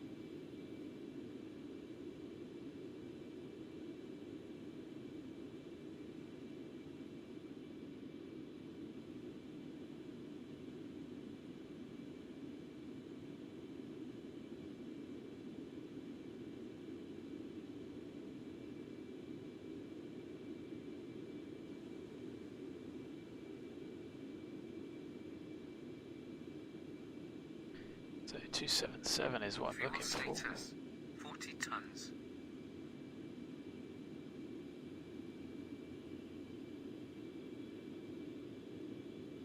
Pretty much on time. Not long before we start slowing down. So there you go. It's a long old way, but in about half an hour we're probably going to get up to about here. Half an hour, 40 minutes.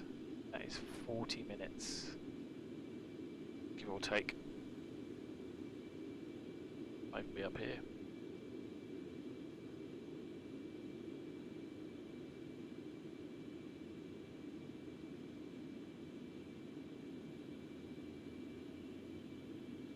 I think it gives you a lot more perspective when you look at how quickly the airplane is moving in relation to the land. It's very easy when you're out over the ocean and coming down this bit of Canada that it doesn't really give you an idea of how quickly you're actually going. But when you realise that we're level with Miami and we will be pretty much here in 40 minutes when there to there is about a 3-hour drive, which is about an hour's flight, isn't it? I think it just gives you an idea of just how quickly you are going.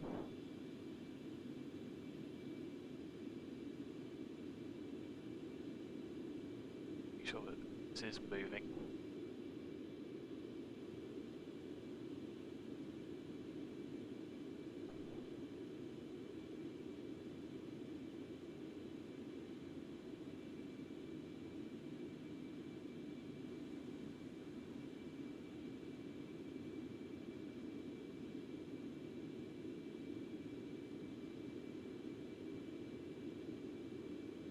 So let's pop in waypoint 5 of KBOS, just in case we need it. North 42218, west 071004. Get us pretty darn close anyway. Why does it do that? Worries me.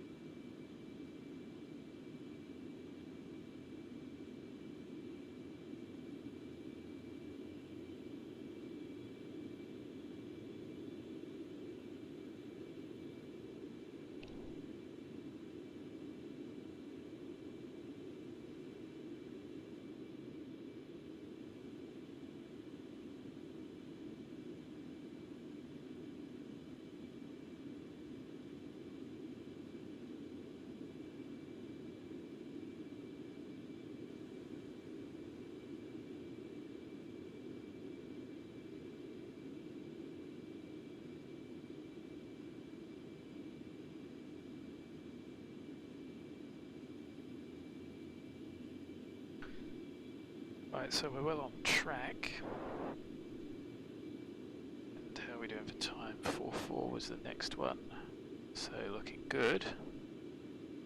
So I'll wait till they're overhead. Got our diversion beelined. And in 30 minutes we will be subsonic, or at least decelerating.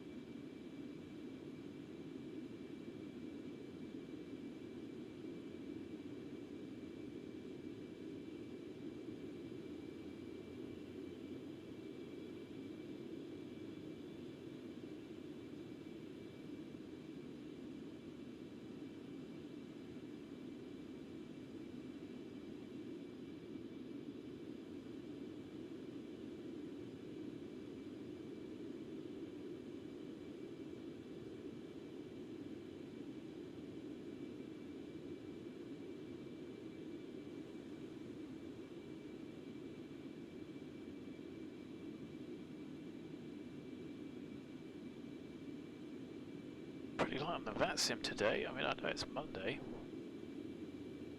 I suppose it is only early afternoon on the East Coast.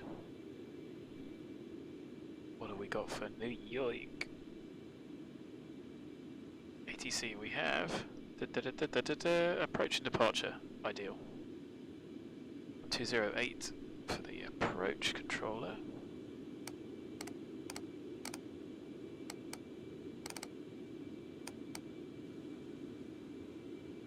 What is that there? Odd.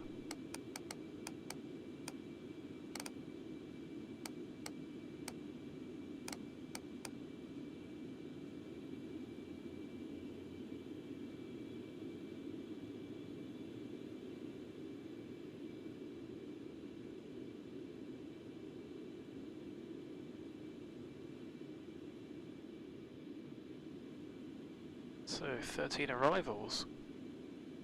Any other conkeys?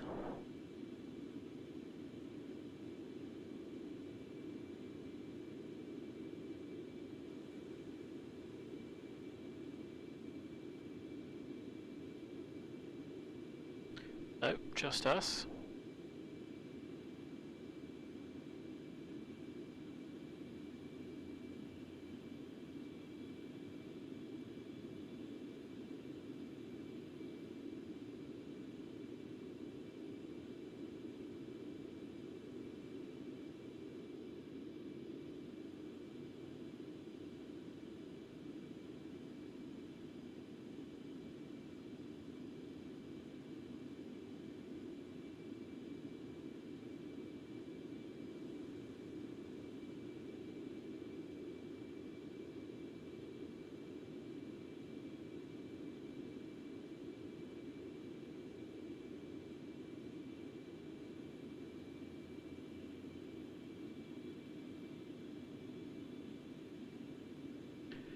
So next waypoint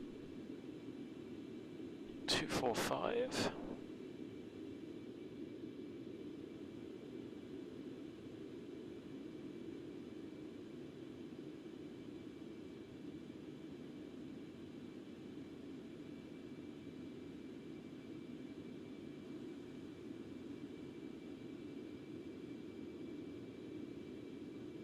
5.0, 592, bingo bango.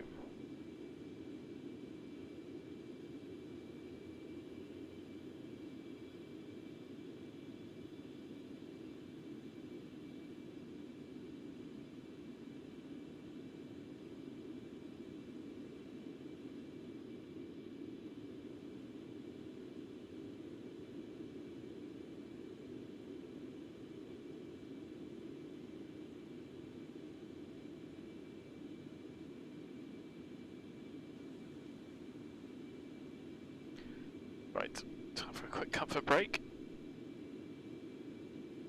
And I'll see you guys in a minute.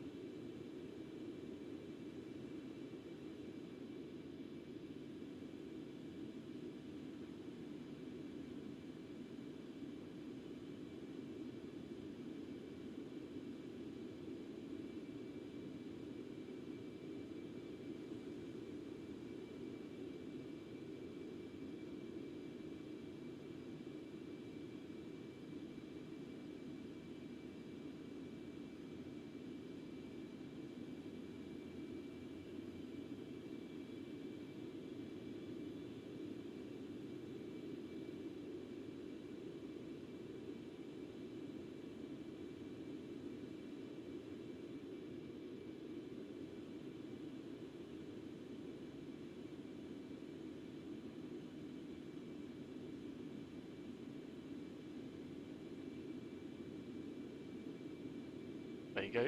You can see just how far we've come again. How long ago were we down here? 25 minutes?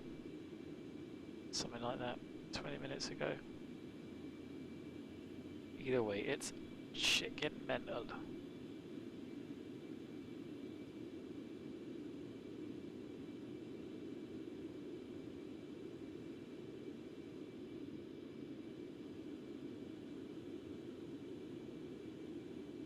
We're a bit off track, so I do think that, well, it's not 9, but it does seem to drift.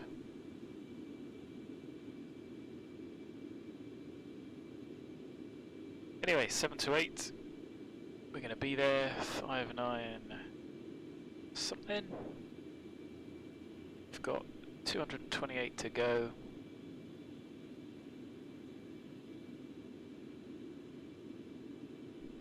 .6.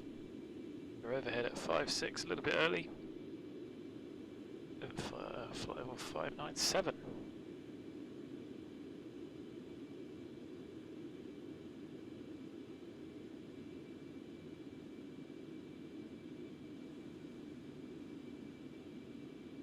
And we are approaching SAVIK, and that's our decel point, which, in fairness, might be a little bit early.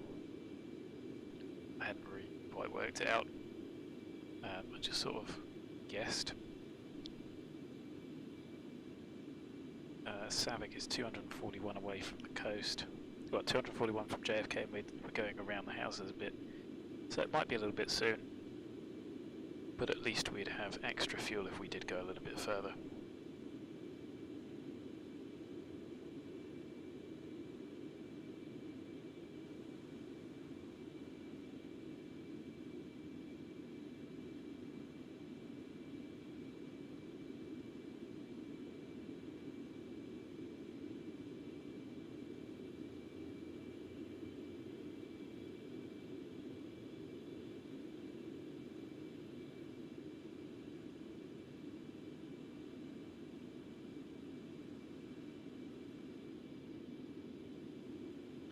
So I think it's about here that we'll be in 10 minutes. I can try and zoom in and find the waypoints.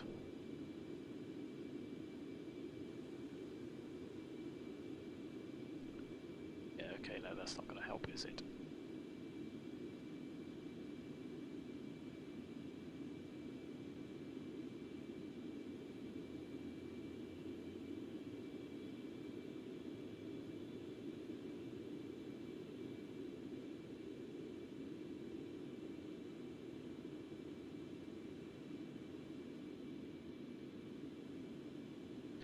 So 1208 for the approach, keep that on.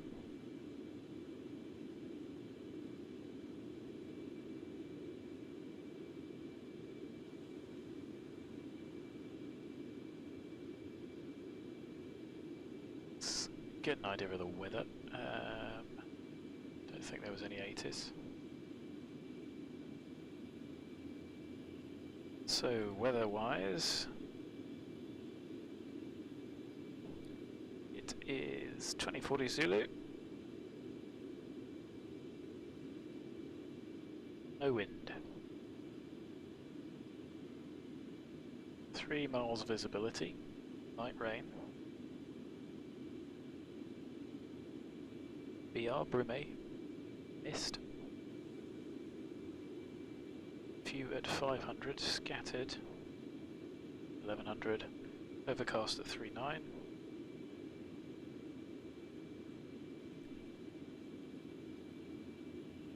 So, temperature 2, dew point 2, 2977. Not great. So we will need an ILS, which is fine. I don't know what the preferred runways are.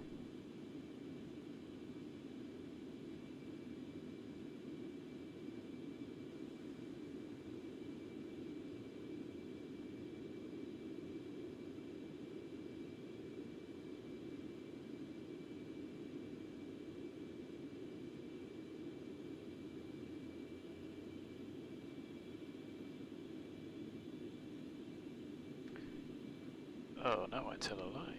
Approach service for LaGuardia. Doesn't look. Is it showing up there then?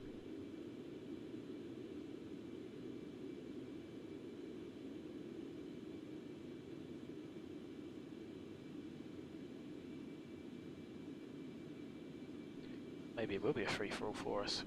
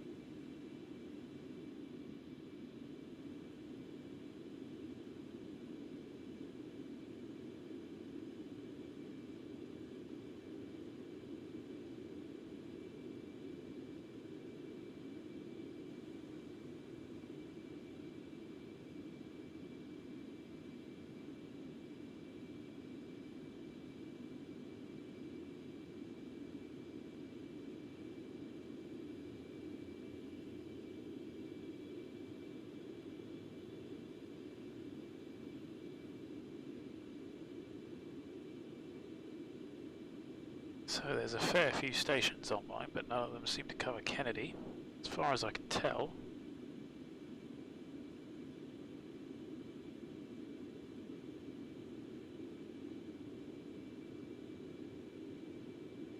So 31 right, 13 left. I suppose we would probably go for 4 left.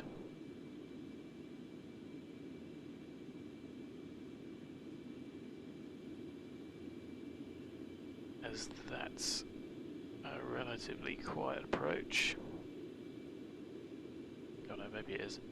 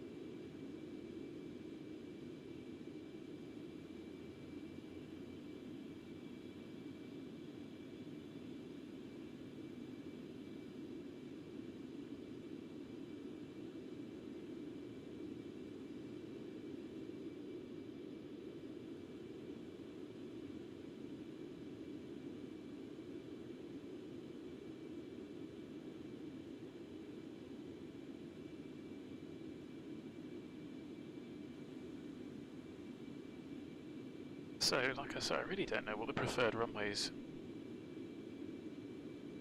were, to be honest. 3-1 right would help us out, but I think the 4s are probably the best for the noise sensitive, so why don't we plan for a 4 left?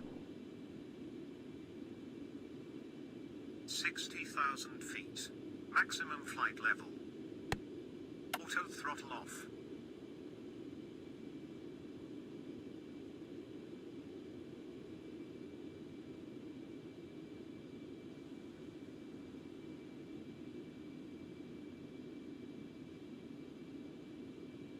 going to be slowing down in a moment anyway. So why don't we go 110, 1109,044 for the ILS. 1159 is Kennedy.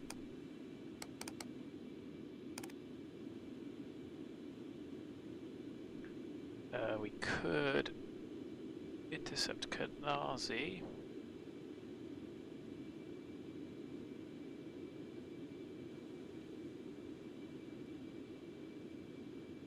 That might work out actually. 1, 2,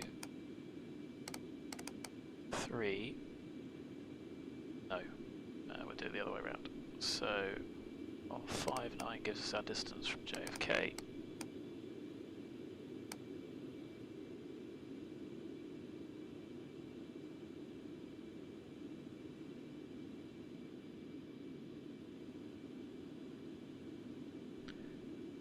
So we'll do 36.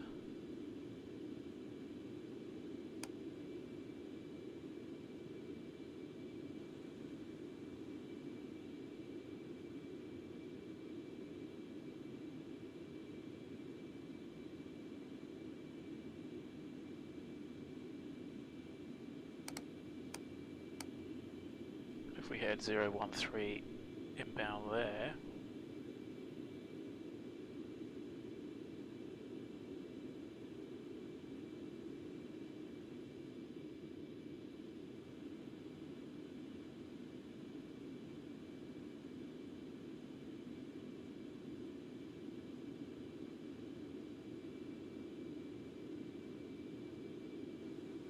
There we go.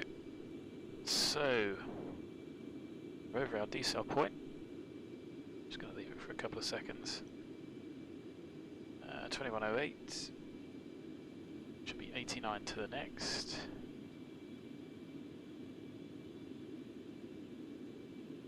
Estimated 25.7, about a ton heavier, which is not bad. 26.7.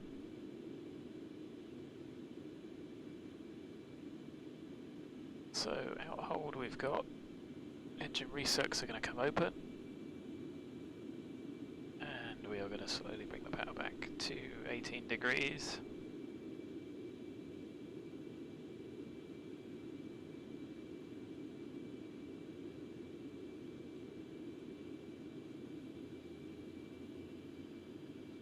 Yeah, 200 miles from Kennedy.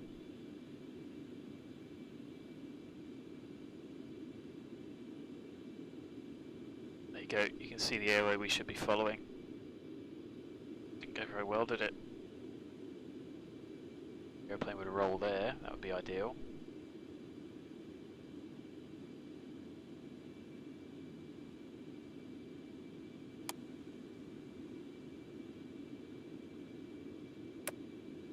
Actually 210 on the ILS. 220. Bullet 210.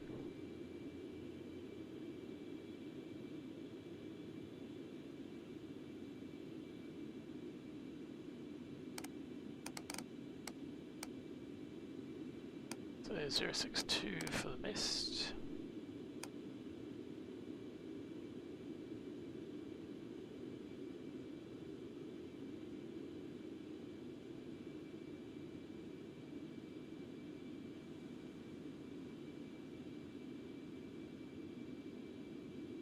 So I think we'll pretty much head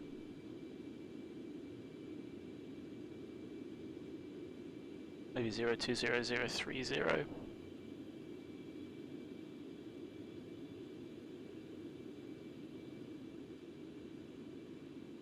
Maybe 041 track intercept. That'll take us over Deer Park.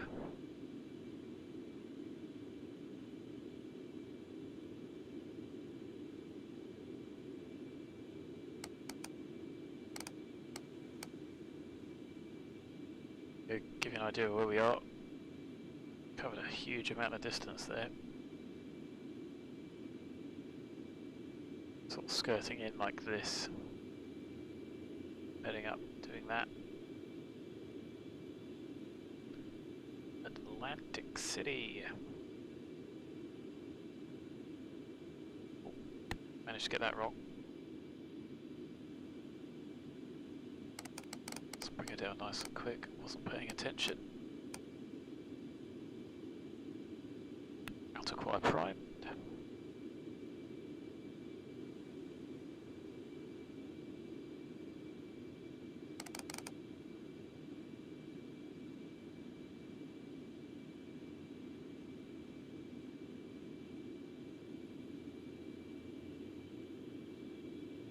Go 5 tons to lose, so not bad.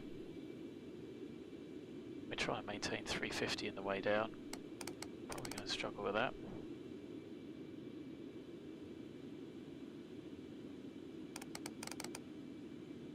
So let's get the aeroplane coming down.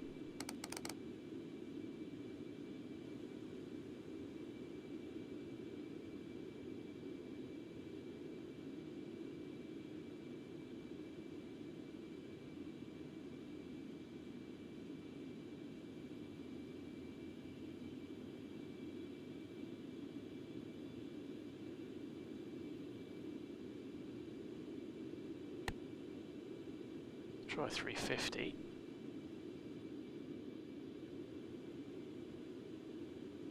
I might have been a bit keen. And we're going up, so that's less than ideal, isn't it? That's not particularly smooth.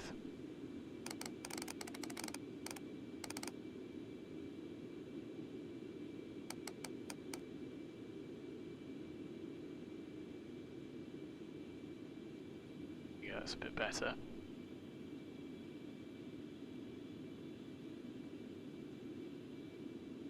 So, flight rating to climb.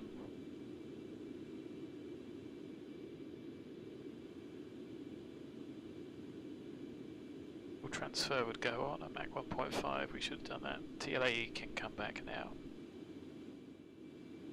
32 at Mach 1.5, so a little bit late on that.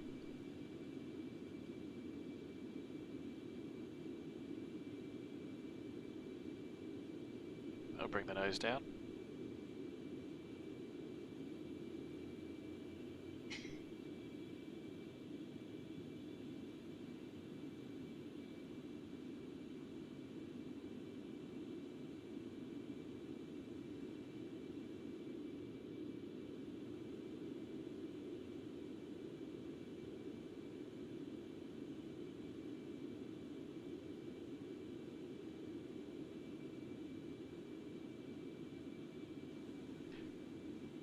So I was actually expecting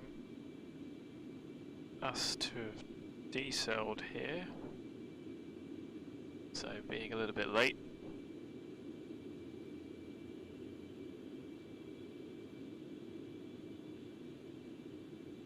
Maybe that was a bit early. Maybe OWENZ would have been fine for subsonic.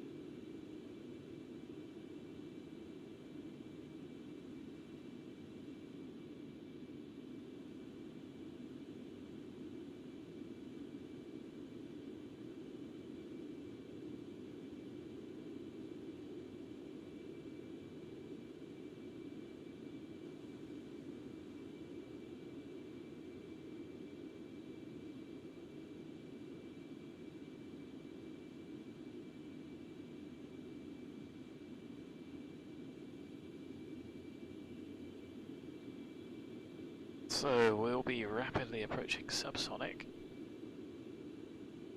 I don't think we want to cross CAMRN at 11,000. A little bit low. Does mean we end up dragging the airplane in.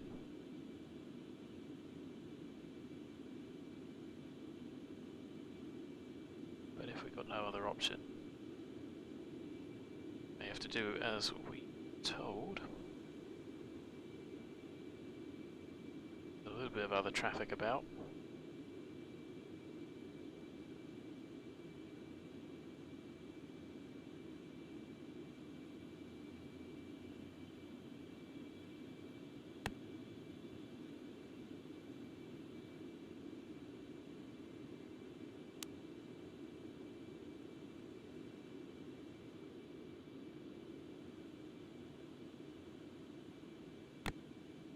Our hole is a little bit late.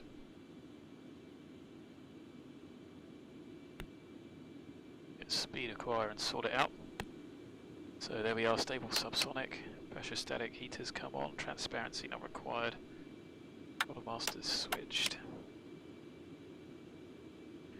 And we can use reverse if we need, that's the decel checks done.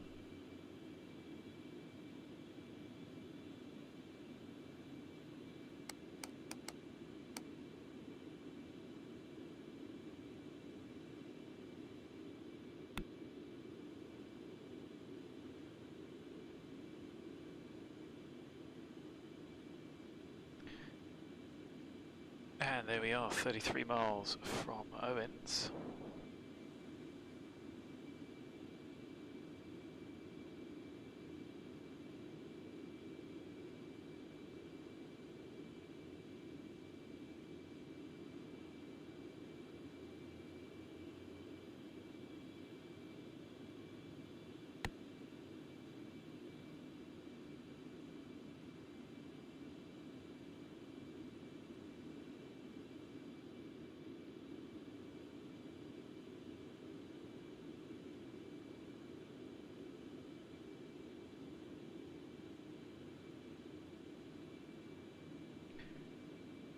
Then 50 miles to CAMRN, and then we are inbound.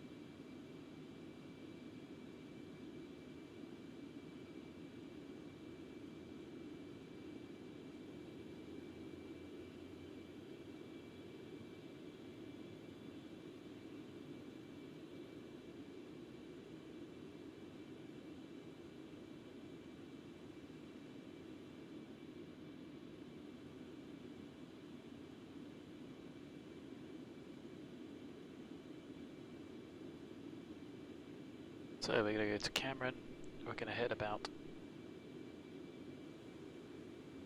we're going to go direct to Deer Park, see it.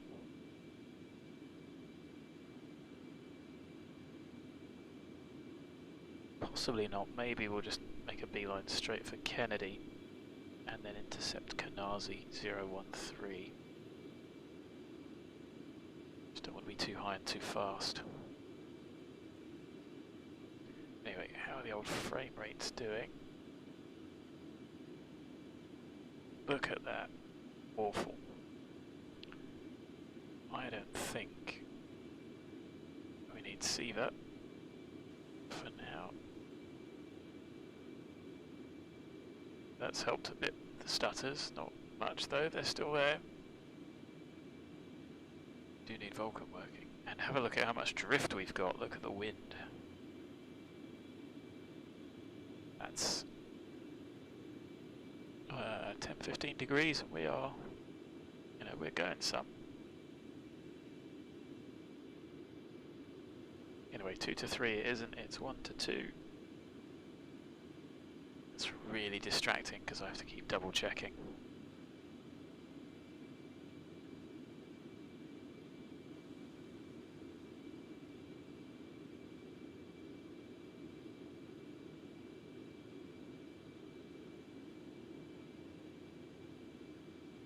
So we'll get to CAMRN about 11,000, and if we're quick, we can then level and slow, I think.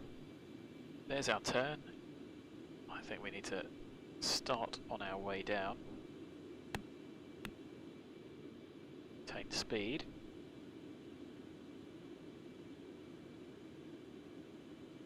Which of course we can increase as we descend. Might be a little bit high actually.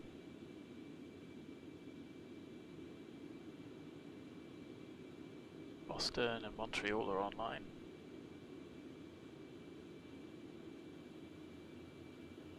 Nothing for Kennedy.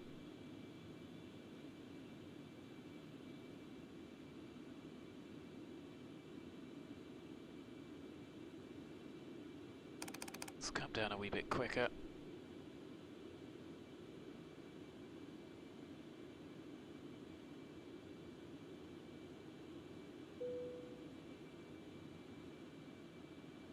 And I'm going to get the weather in the ATIS again. Well, just the weather. Can you guys see that flash? I get a flash every time on my screen on OpenGL every time I click away.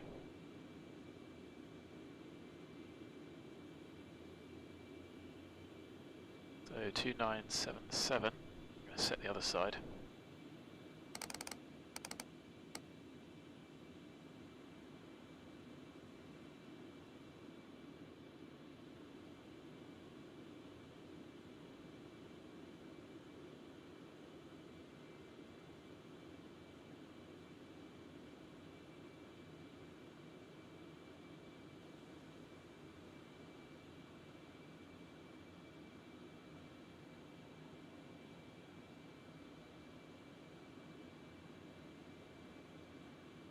So 20,000 feet to lose in about 5 minutes is about 4,000 feet a minute. What we'll do is speed up, go to about 380, whilst staying under decimal 95 and under 400.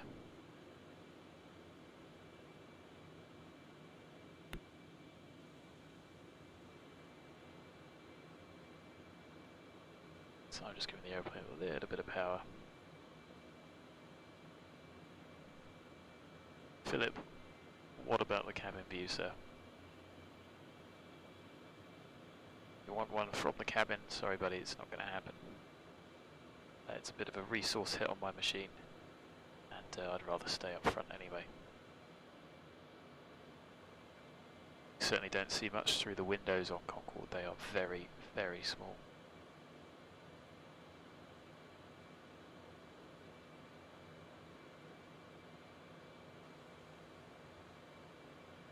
So 50 miles from Kennedy.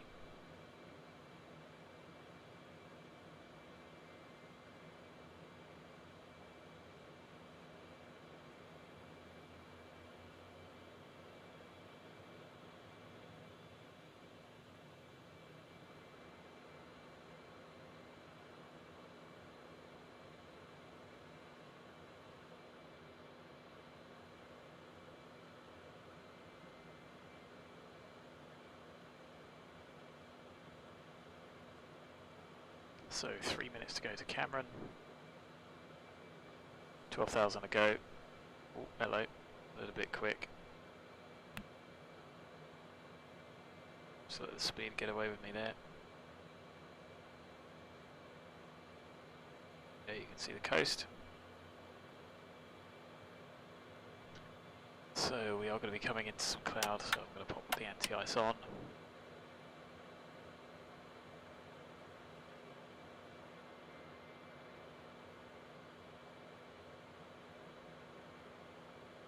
We are going to go 2977.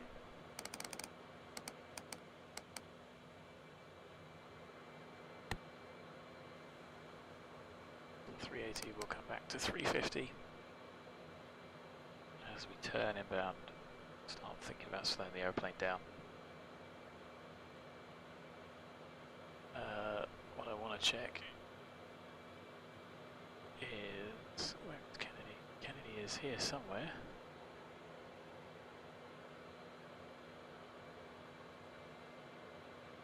go high en route, that's what I was looking for, there we go. So if you disable those, you disable everything. I won't want to come in 4 left unless I hear anything else, because there's still no wind. So you need the downwind ILSs on. I don't know how it picks when there's no wind.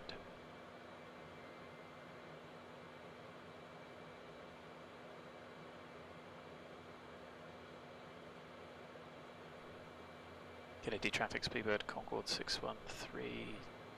2 minutes to CAMRN inbound, going to position ILS 4 left, Kennedy traffic.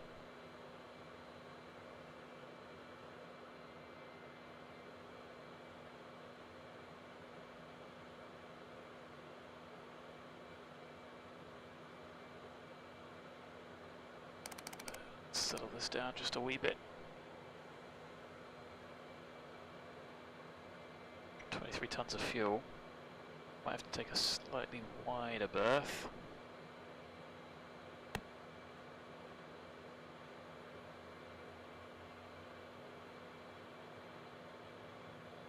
Because we need to land with less than 20. Our landing weight should be good by now. Double check. 2.8 tons, so we've still got a little bit to lose. So once we get down to 20 we'll be alright.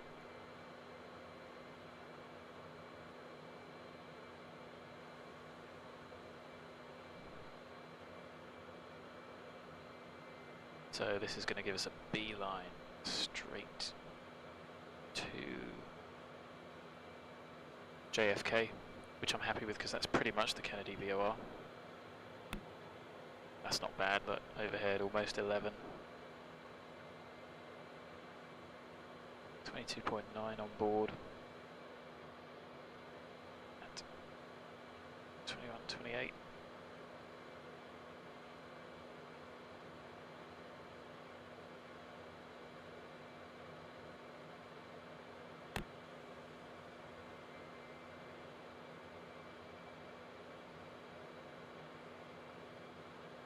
So we're going pretty much in a straight line, which I'm relatively happy with, to be fair.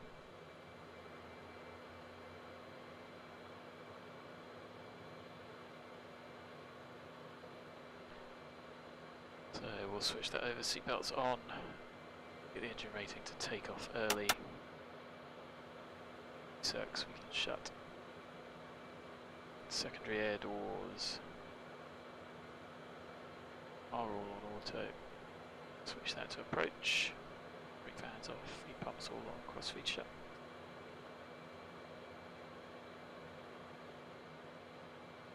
Don't think I missed anything off there.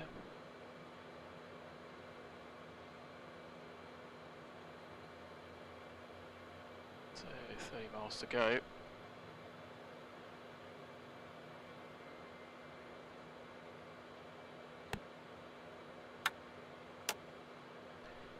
Radio nav aids time.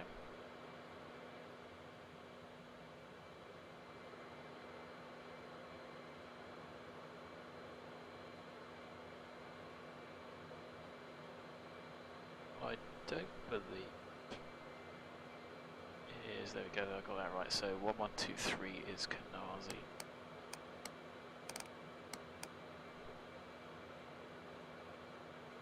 That's the radial we want.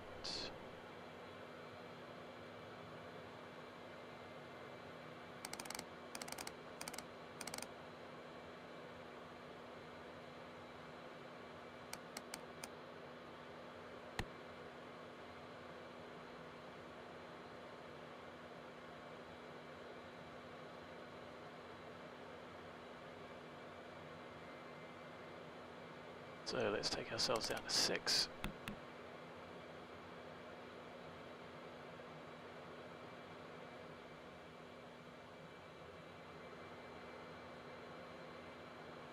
And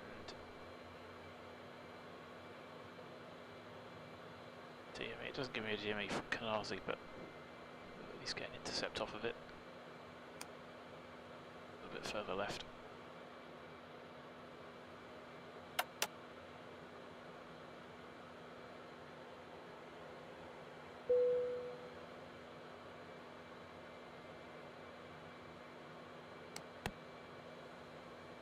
course we should have lost a bit of speed there.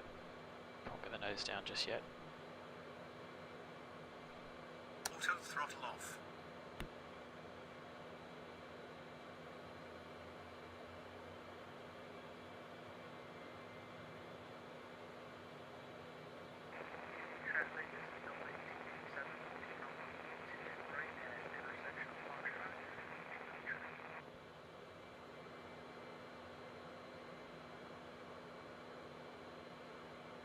Don't worry, he's heading right towards us. He might be a little bit high here. So we cheat. Yes we are, so let's go.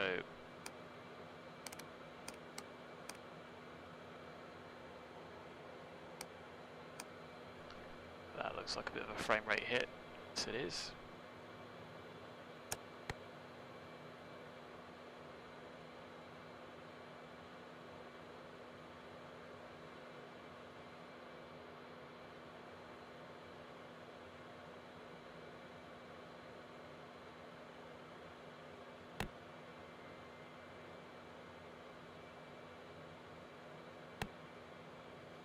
We are still far too high. Let's go down to 3.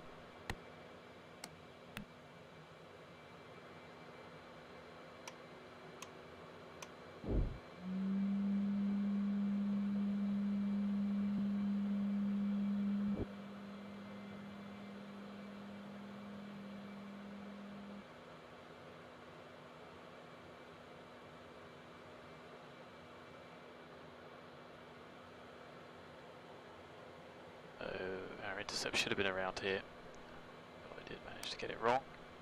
Let's come all the way around. Kennedy traffic, JetBlue 788, 10 mile final, 22 left. 22 left I can live with. JFK traffic, Delta 1887, clear of 22 right, JFK.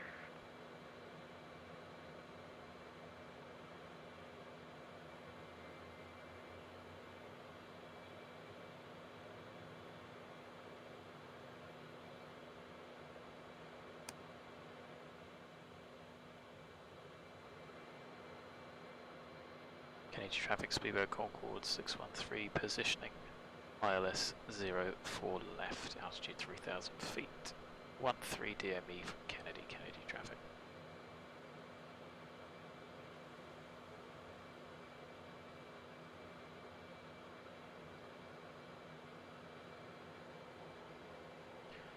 So let's tune 1109.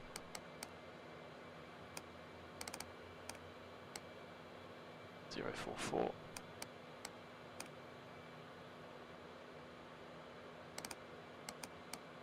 That wasn't too bad. Let's bring the speed back.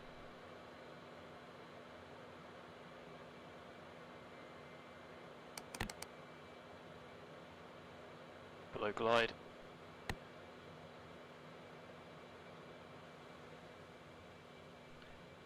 We are a little bit heavy on the fuel though.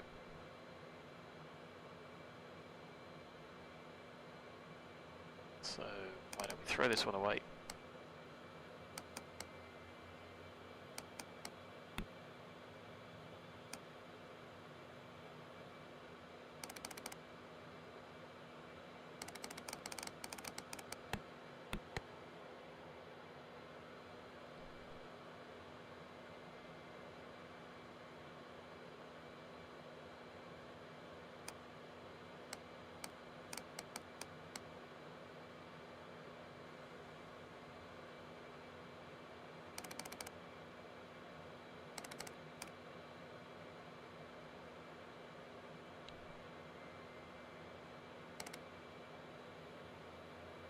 So let's just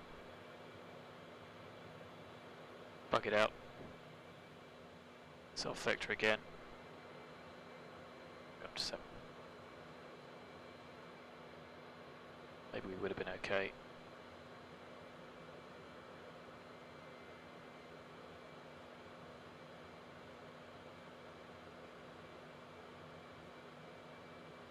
Caution. Fuel status. 20 tons. So we would have been alright for that. Let's go southish.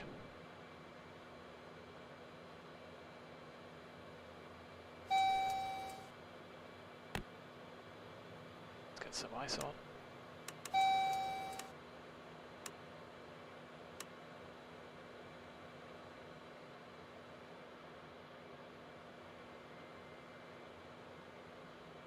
So the window should ice up. Does the window ice up? As long as the wings and everything else don't.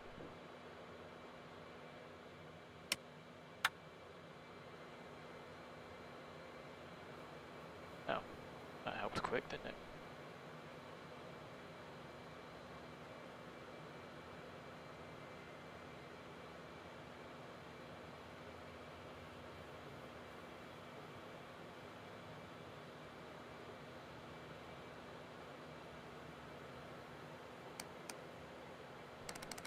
Stop bringing the airplane down again.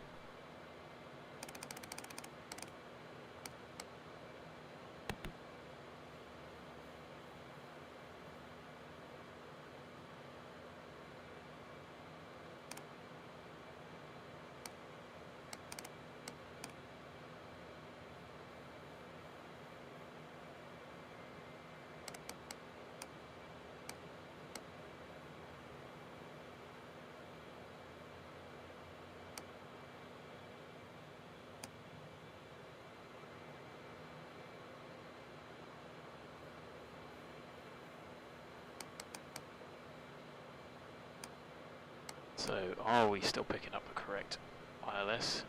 No, we are not.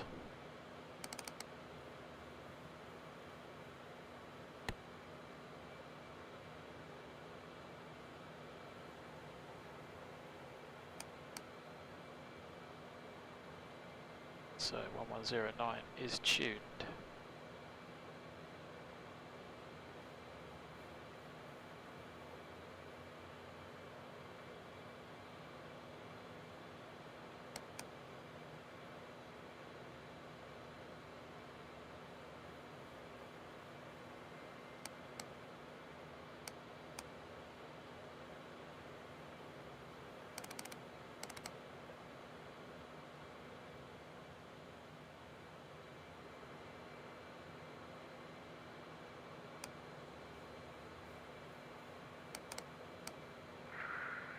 Traffic JetBlue 788 is clear of 22 left.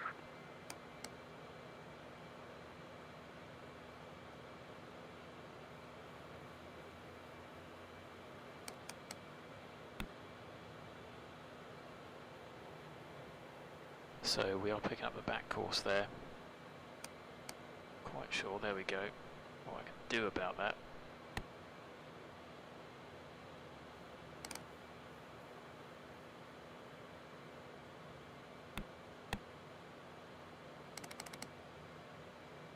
So let's head down to 2.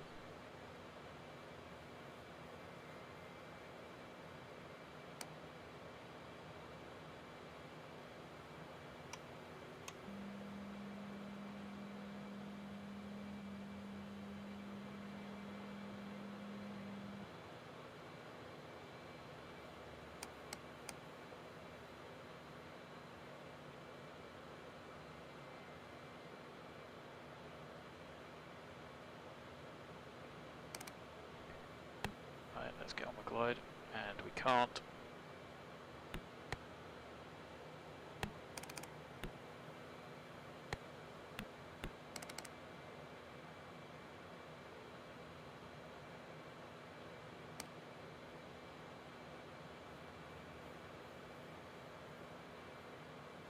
So a little bit unstable. See if we can get the airplane down. Gear coming down.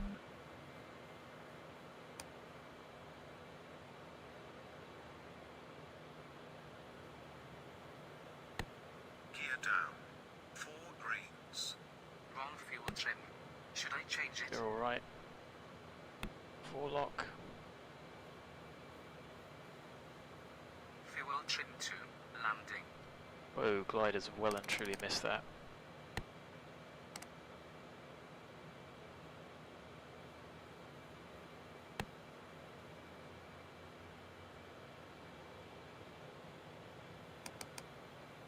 Gauge traffic, Speedboat Concorde 613, 4 mile final, ILS 4 left, Kennedy traffic. Kennedy traffic, Atlas Air Heavy, departing runway right. Oh, whatever.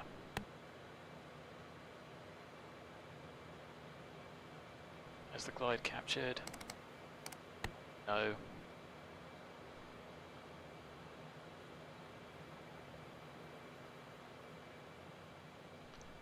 At the end of the day, he needs to report his takeoff. Get off the runway.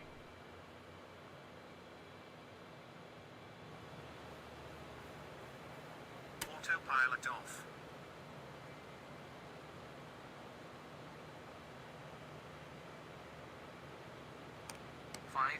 Feet. 400 feet. 300. 200 feet. Auto throttle off. 100. 50 feet. 40. 20. That was a bit of a thump. Contact. And somebody Reverse take off in deployed. front. Contact.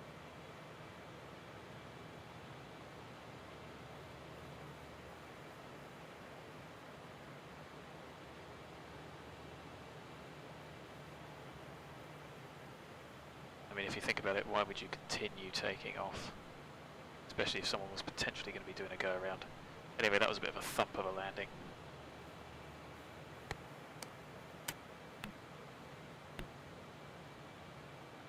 So we'll continue and vacate. Reverser retracted.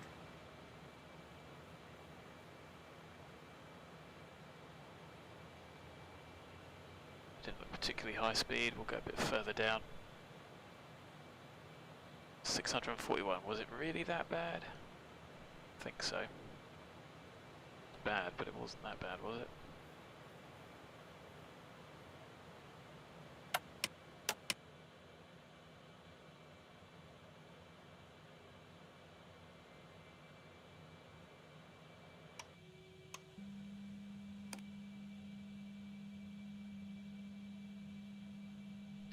Not my finest hour. Especially with all this traffic here and nobody to guide it. I think we should do a first right.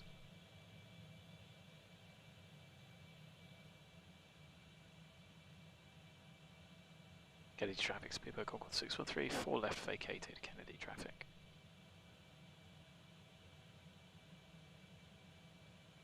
Follow Bravo. There was no high speed exit. Oh, I suppose we could have got off one of them earlier.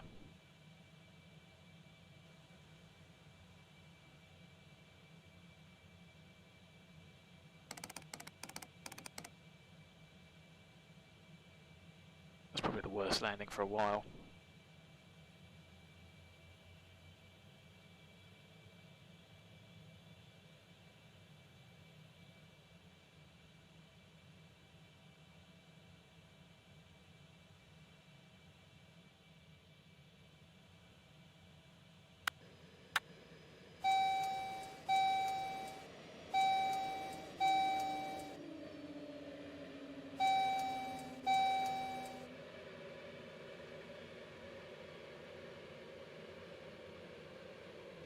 Find the right one. Inner clockwise, outer. Yeah, we're on Bravo. We're taxiing the right way.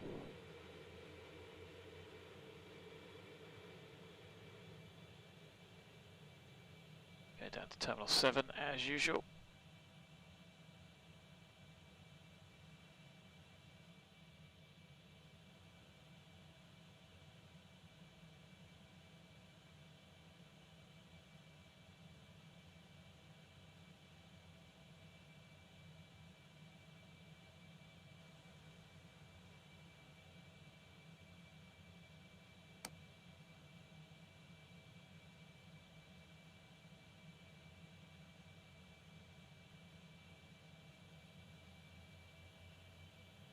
It kind of makes sense actually. If you got a break in the departures, you could quite happily bring Concorde in on that runway.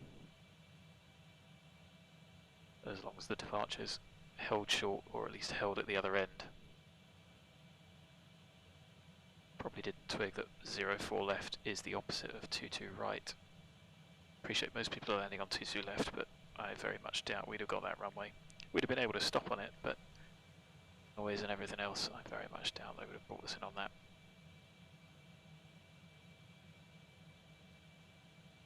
Maybe a 1-3 left.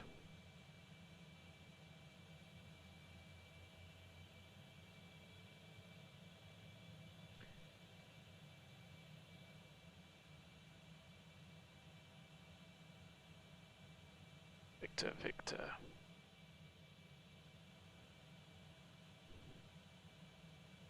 Let's do a left here, don't we?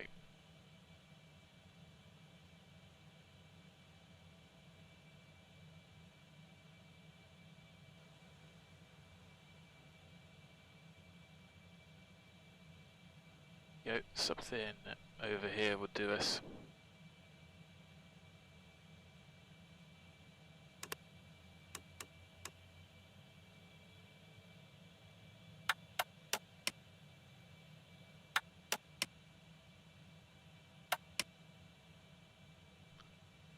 I guess stand 8 is going to be our stand today.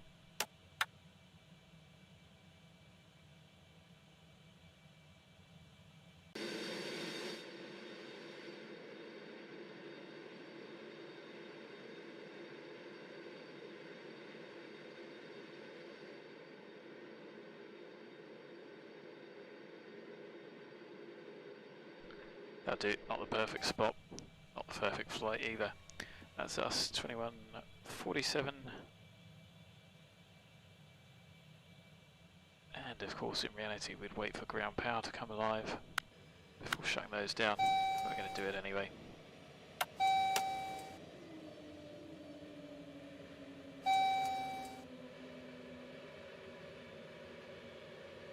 And 16.7.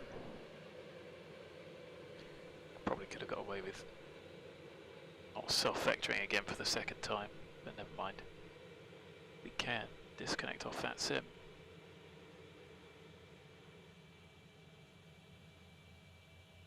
Get rid of the overlay.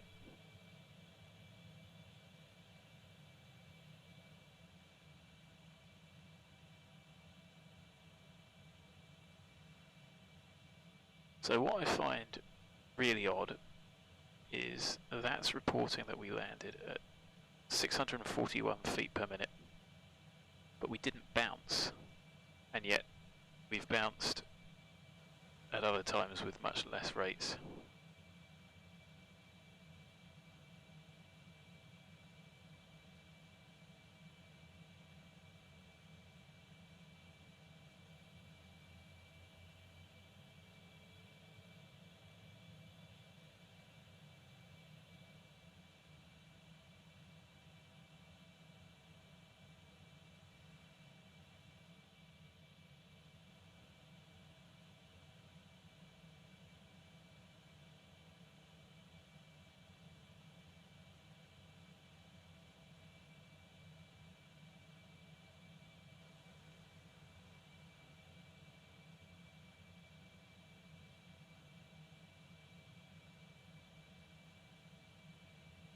So let's have a look at that horrific replay, shall we? We can get the nose down. We only had those lights on. I suppose we probably should have had the taxis on. All the others can stay on. Do we need to do anything else? That's our landing machine. Let's have a look at the replay.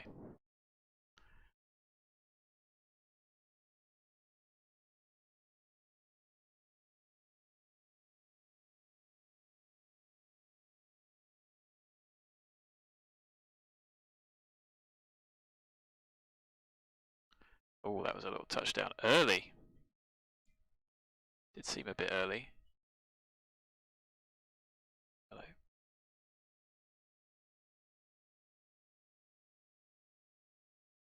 So I didn't know we were under. Probably should have been, well, not probably, should have been a go around. Was it that hard?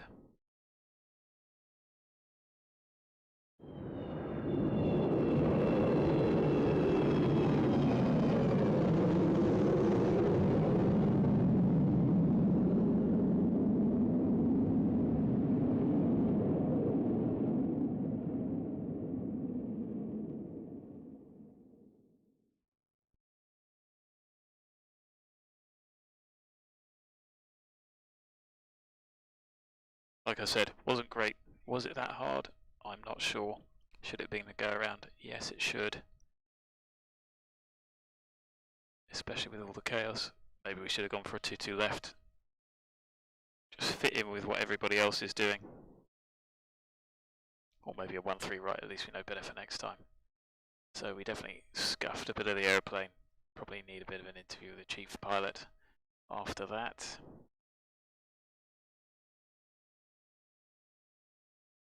Oh, that's weird.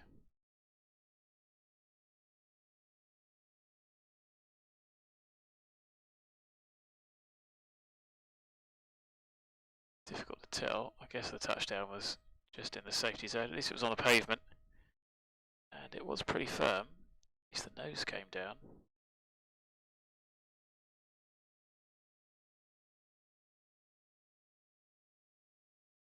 Bogey's touch there. Maybe the tail wheel touched first.